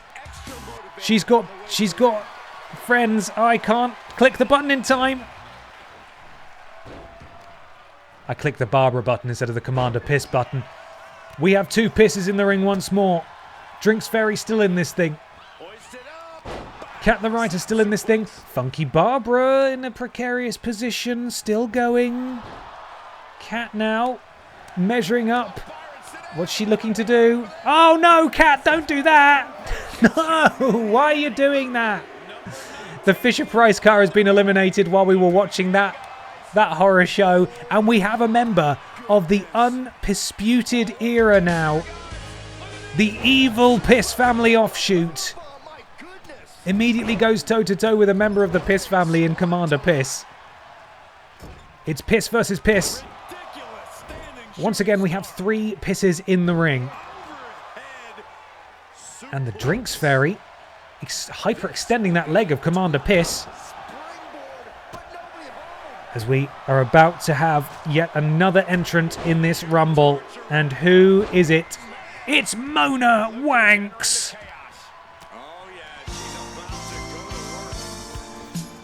That music is horribly appropriate. Okay, oh, Mona Wanks immediately sent to the moon and back. As Pippa's cat, Pippa's mum. Just want to call her the Drinks Fairy. Oh my goodness, I am so impressed by Cat the Writer and Pippa's mum in this match. They are absolutely holding their own here in this Rumble. But don't get comfortable because there's more coming as Pippa's mum, ooh, able to counter. And at number 21, it's the other half of the Olsen twins. There we go. Just too late to see Mary-Kate, who has already been eliminated. Oh, and the Drinks Fairy gets a 4th elimination. A 4th elimination for the Drinks Fairy. As she plants Mona Wanks, Cat the Writer. with some pretty cool moves there, quite frankly. The Drinks Fairy plants Mona Wanks. Mona Wanks, thanks for coming. I think Drinks Fairy might be going for a 5th elimination here. And she's got it! What is happening? What is happening as Fanny Craddock comes out at number 22? Drinks Fairy. 6 eliminations! 6 eliminations for the Drinks Fairy. I don't know what's going on. Watch out, Cat. The Drinks Fairy's now looking at you. You do not want to look into Medusa's eyes. But the Drinks Fairy has been grabbed by Funky Barbara Piss. Oh no! And there goes the Drinks Fairy. What a run. What an incredible run. 6 eliminations, a record setter. And the Drinks Fairy was tossed with reckless abandon over the top rope by Funky Barbara Piss. As we await entrant 23, who is, of course, Hannah Montana. Funky Barbara Piss will pay for her actions here. As Ashley Olsen and Fanny Craddock attempt to eliminate her. But she's too strong. She's still there. Cat on the receiving end of a debuting Hannah Montana. This is Hannah Montana's first Rumble, of course. Cat. Ooh, still in this thing. And here comes number 24. Not many entrants remaining in this Rumble. It's Tina off of BB and Tina.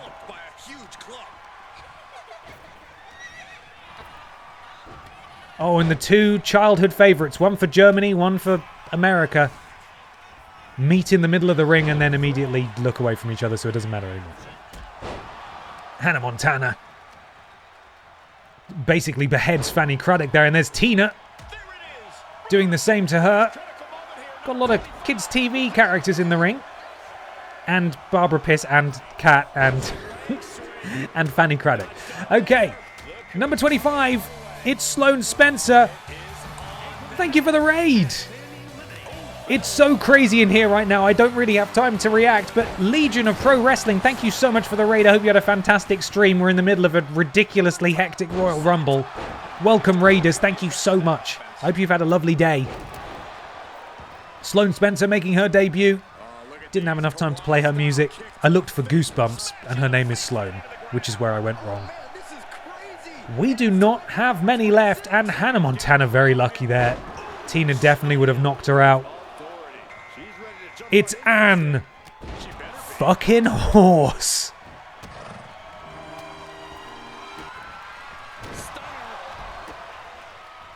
Did we lose someone? No, we didn't. I thought the ring was full again, but clearly not. We've still got one space in here. Oh no, who was that? Was that Fanny? Fanny Craddock's been eliminated. Thanks for coming, Fanny. Running out of numbers, everybody. Barbara nearly eliminated by Hannah. She clings on, though. Uh-oh. Look out. It's the former BENXT Women's Champion, Biker Barbara Piss. Definitely a different person from the other pisses we've seen. Biker Barbara. Oh, someone's bleeding. I think that's Funky Barbara who's bleeding now. Cat the Writer still in this thing, though. Oh, hang on. What are we doing? What's Sloan doing here? Oh, no. Sloan got stopped by a prone Ann Horse. Oh, but still managed to connect with that drop kick. Imagine raiding the stream trying to get a handle on what the hell is happening, then the horse enters. Cannot explain. Cannot explain. Not enough time in the day. Number 28, Ann Horse. Oh, saved. We've seen that so many times where they've been dangling and someone stopped them from being eliminated. Eliminating. It's BB. It's the other half of BB and Tina, who I can't find the bloody music for in time. Anyway, she's in the ring. Both members of a tag team being in the ring at this... Oh, no! Kat's gone! And there goes Sloan. And there goes Ann Horse. Oh, goodness me. They're tumbling like dominoes. We have 2 pisses. We have 2 German children's television characters. And we have Hannah Montana. Oh, no. BB and Tina turning against each other. Oh, but BB managed to duck under it. Getting a little bit dicey there for the German tandem. As Barbara Piss slams Hannah Montana spine first into the turnbuckle and flings her away. Not the time to showboat, I would say, Barbara. Not really the time. And Biker Barbara countered by BB. And BB looking to throttle Biker Barbara out of here. We got a number 29. It's the T-Virus. No! The T-Virus is here. The big plague has arrived.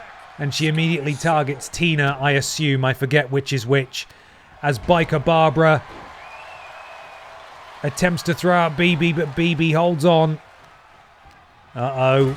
T-Virus with Tina above her head. And here comes number 30. This is the best spot in the entire Rumble. And who has been lucky enough to get it? We find out now. It's the Chevrolet Matiz.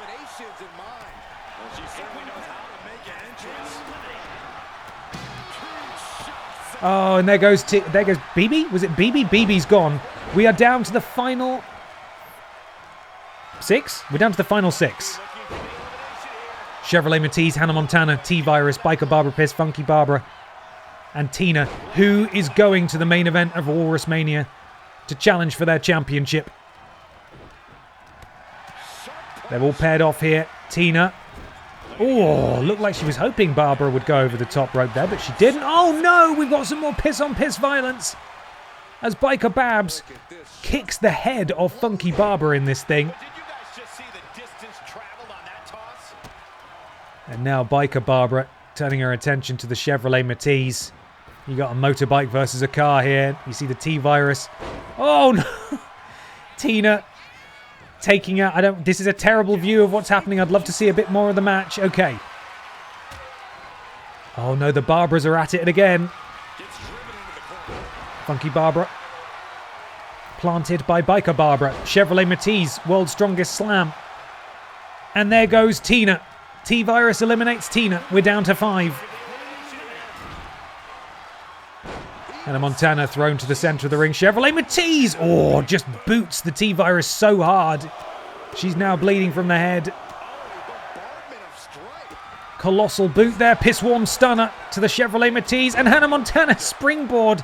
Phenomenal forearm almost. As Biker Barbara takes down... Oh, and then just punching the face of Hannah Montana. Almost as if she's being protective of Funky Barbara, but I don't know that that's necessarily the case. These guys do like to just beat each other up for fun. Barbara now trying to go for an elimination on Hannah. Hannah able to counter.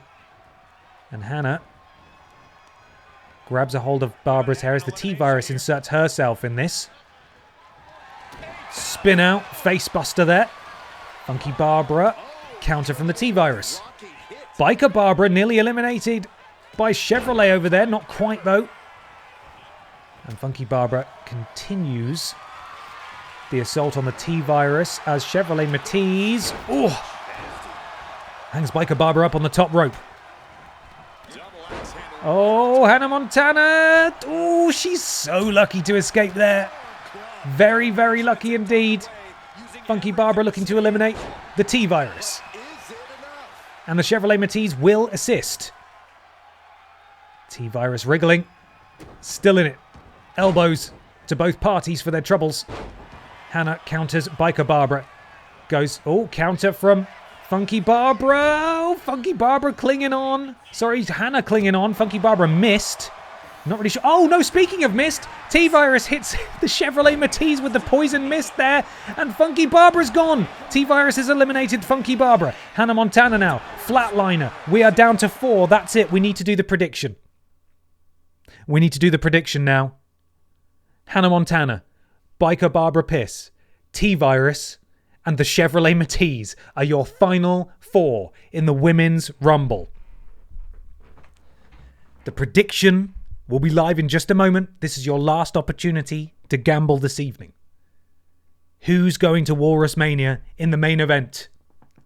Let me know. I'll play some... You know what? While we do it, I'm going to have a drink. Because I barely had time to touch this. Which isn't necessarily a bad thing. But also, you know, I'd like to have. And also, we can listen to the Dark Picture Pals music and pretend that they won. Yes? Should we do that? I think so. Let's do that.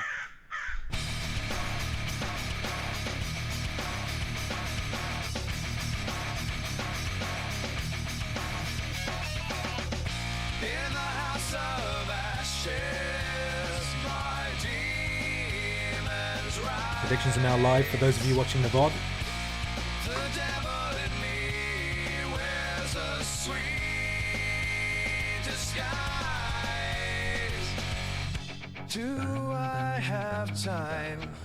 Who will take this rumble? Hannah, Biker Babs, T-Virus or Chevrolet Matisse? The numbers are flying up. Just over half your time remaining. Those of you watching the VOD, I will fill you in as we get close to the end.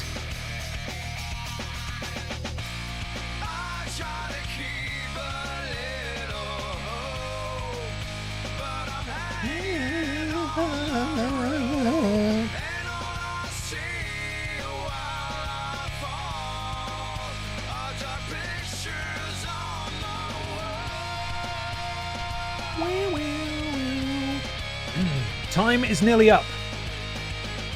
26,500 channel points for Hannah. 99,000 channel points for Biker Barbara. 44,500 for the T-Virus. And I can't remember what the last one was because it's disappeared from my screen, but it was lower for the Chevrolet Matisse, I think. I will have an extended version of this song. It's so good. P.S. Ben, have you heard any of the Soul AI covers? The Eminem Without Me is amazing. I don't want to go anywhere near AI at all. But this is a full-length song. It's 2 minutes long. I mean, it could be extended, I suppose, but you can also download it there from archives in the chat. Okay. Right. Let's do this thing. Lord Brotovich, thank you for holding on as long as you have. I really appreciate it. Thank you, LB, for doing all the predictions tonight. Appreciate it. Good night to you. Let's find out who wins the Rumble. Here we go. Hannah Montana. Oh, punched right in the breadbasket. Biker Barbara, odds-on favourite. Hannah Montana gets absolutely booted in the face. Chevrolet Matisse spies the T-Virus getting up. Makes a beeline for her. And at the moment, we're just about doing damage, I think. Hannah in a real spot of bother here. Biker Barbara. Goodbye, Hannah. Hannah's gone. Looks like Biker Barbara was going for the Superman punch. Missed it. In a precarious position now as the T-Virus looks to eliminate her. Biker Barbara able to fight out. and the Chevrolet Matisse. Oh, a little bit of tag team offense here against the T-Virus, as Biker Babs and Chevrolet Matisse trade blows, by which I mean it's just Biker Babs. No, I said that too soon. Chevrolet Matisse running over Biker Babs, and now the T-Virus is back in it, maybe looking to get rid of the Chevrolet Matisse. I think she's got it. The Chevrolet is gone, and we're down to 2 as Biker Barbara and the T-Virus face off against one another to decide who will be in the main event of Walrusmania. Barbara sends the T-Virus into the corner. Oh, she's adding insult to injury. I think we're about to get a jinkle jam here. Takes a deep breath. And the T-Virus, oh my god, right in the crown jewels of the T-Virus. And Biker Barbara has the T-Virus exactly where she wants them. Sends them into the rope, they go straight over. And it's Biker Barbara who is going to the main event of Walrusmania. The Piss family have their victor.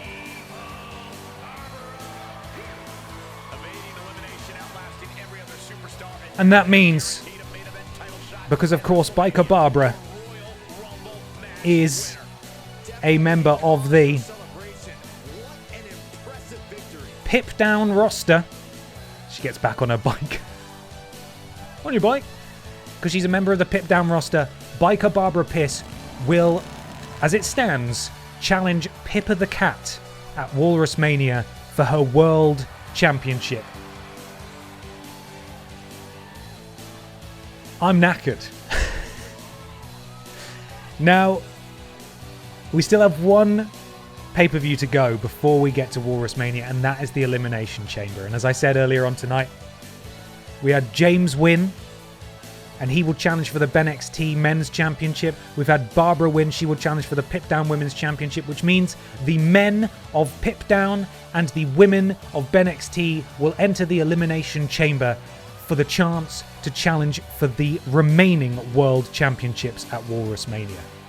Still all to play for, but the Rumbles are done. Pippa, you're in big trouble, my friend.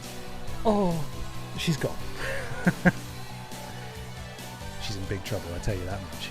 She's not going to last very long if she goes against these guys. Well, everybody. Hasta la ring, you got the greatest. Thank you for the stream, Ben. Catch you next week. Thank you very much. Thank you, Techiway, and I hope you all enjoyed that. I'm so sorry it wasn't quite as refined as I had really hoped it would be. But, you know, you can't win them all, right? It was still good. It was still good in the end. Sorry for, like, the 20 minutes of admin where I was tearing my fucking hair out. Regardless, thus concludes tonight's stream. Thank you so much for being here. We'll be back next week with another edition of BENXT, finishing off the pay-per-view where Lord Brotovich will be defending his title, and Dick Manchinko will be defending his title against... Who's he against? EE Tim! Can EE Tim finally win the big one? We're going to raid Buddy Games now. Please go and say hi and be lovely. I'll be live tomorrow morning at 11 a.m. Have a fantastic rest of your evening, everybody. Sleep well, and I will catch you guys later. See you in a bit, everyone. Bye!